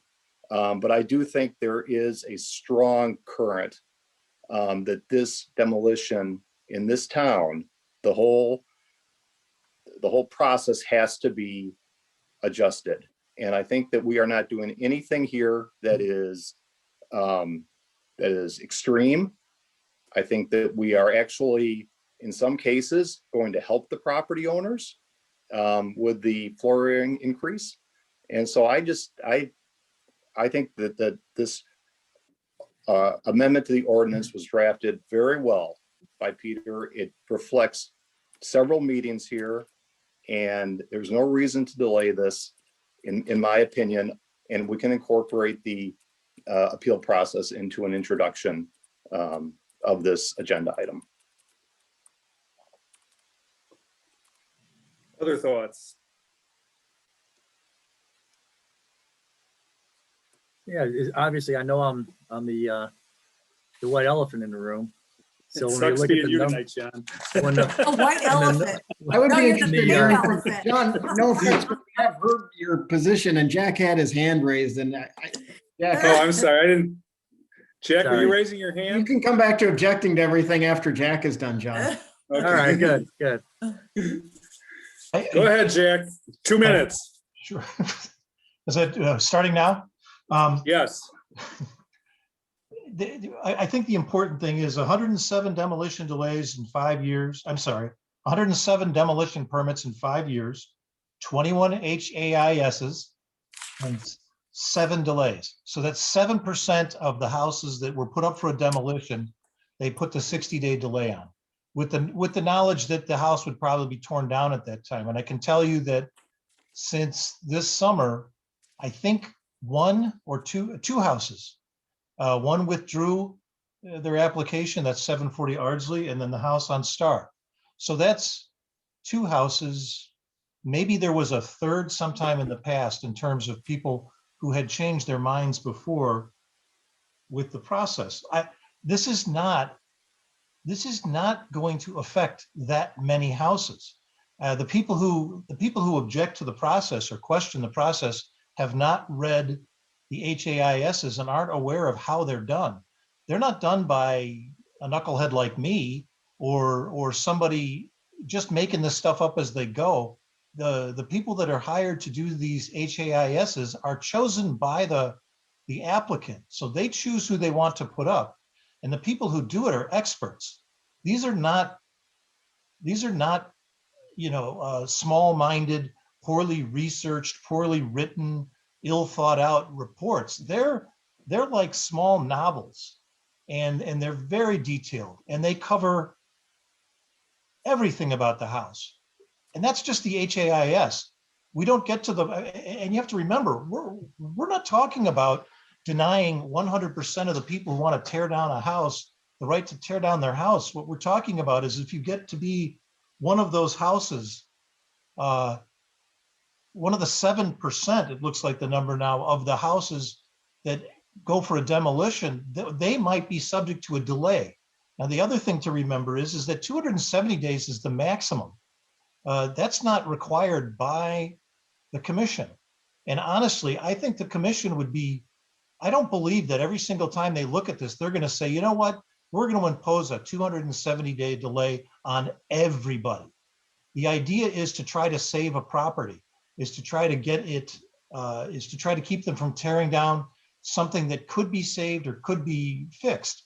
And the reality is that a lot of the houses that come up, the developers, and to be honest, it's usually developers who are addressing us as applicants. The houses, they will come to us with houses that are as exhausted as people testify to. They're 110 years old. They are in poor shape, and they're poor candidates for rehabilitation or remodeling. And we understand that. The commission doesn't look at this and just automatically knee-jerk go, that's it. We're gonna deny it to everybody. We don't do that. That's not how it works. And the people who are so worried about this process need to come to a meeting, need to read the HAISs, and need to see what the process really is to figure out how much of a risk there really is that your property or anybody's property is going to get caught up in the process. It's just, there's a lot of fear mongering, and it's just not that dangerous. And as to the idea that it drives down properties and young people don't want to buy houses, there's no evidence of that. Those are real estate agents and developers telling us that. My mom lives on Essex. A young family moves in and buys a house that everyone swore would never sell. Developers wouldn't take it because it was in a crappy location and the interior of the house was bad. So they said, oh, that house will never sell. It sold and they love it. Same thing on the other side of it. There are plenty of people Jack, who buy houses. Jack, reeling you in a little bit here. Sorry. I had coffee earlier. Well, Passion is good. Anyway, said. the point is that there's too much fear mongering going on, and there's not that many properties that will be subject to this. It's just not, it's not going to affect the vast majority of people in terms of interfering with their property rights, but it will preserve the character of the village, I believe, in a somewhat significant way. And that's what's important to keep your eye on here, not the idea that everyone's suddenly going to lose half the value of their property. All right, okay. So it sounds to me like there is some traction for this concept of appeal to village council. Chris, can I just clarify that for David and I's sake? Yes. Is the concept, because I thought I heard Scott say something slightly different than what Andy had said, so I just want to make sure.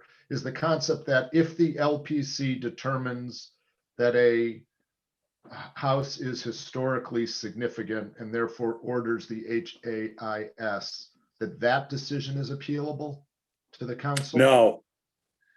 No, it's what's appealable is the 270-day imposition. Right. So after the HIS is delivered, the determination of historic significance, that's what's appealable to the council. Correct. And the good thing about that, Peter, is it, we already have the agenda packet for village council when the appeal comes, because the HAIS will be a strong piece of that puzzle. Right. Which is good. Peter, the other part was the ability of a homeowner to appeal if they're denied the 20% GFA. So by denying that means they say it's not historic. Right. So we're creating an appeal right for the benefit of the homeowner if they're dissatisfied with the ruling at the lower board. So the only appellant in either of those is the homeowner. Is the homeowner, exactly. And it has to be, Peter, to use our language, a final appealable order. The final order here is the delay or the denial of the GFA, if it's that other track. Right. And Chris, I'll just say my sense of what my opinion is, because I think I haven't actually said it other than on those 2 points. One thing I'll say, that it was 2019 that the caucus did a survey. They asked about this question specifically. 44% of residents supported extending the delay, 39% opposed it, 15% didn't care. That's pretty consistent with what I've seen over many years of being involved in this issue in the village. This is an issue where we're not going to get a clear consensus from residents one way or the other. It's also an issue where residents will tear each other apart if we don't exercise caution in how we proceed. And that's why in the early discussions about the delay, as you all know, I was very concerned and cautious. I am persuaded that extending the existing process we already have with a little additional delay in light of what we're seeing in this very unique housing market, I think it does make sense because it buys time to do exactly what a lot of people are asking us to do, which is to engage in a more rigorous process. I don't think a referendum is a good idea. I don't think another poll is a good idea. I think we need like a real deliberative process like we set in place. And I think that was the spirit and the intent behind this additional time. It's kind of to preserve the status quo until we can figure out, hey, is there something better? Now, it may be that this is as good as it gets. And on that point, I'll say this.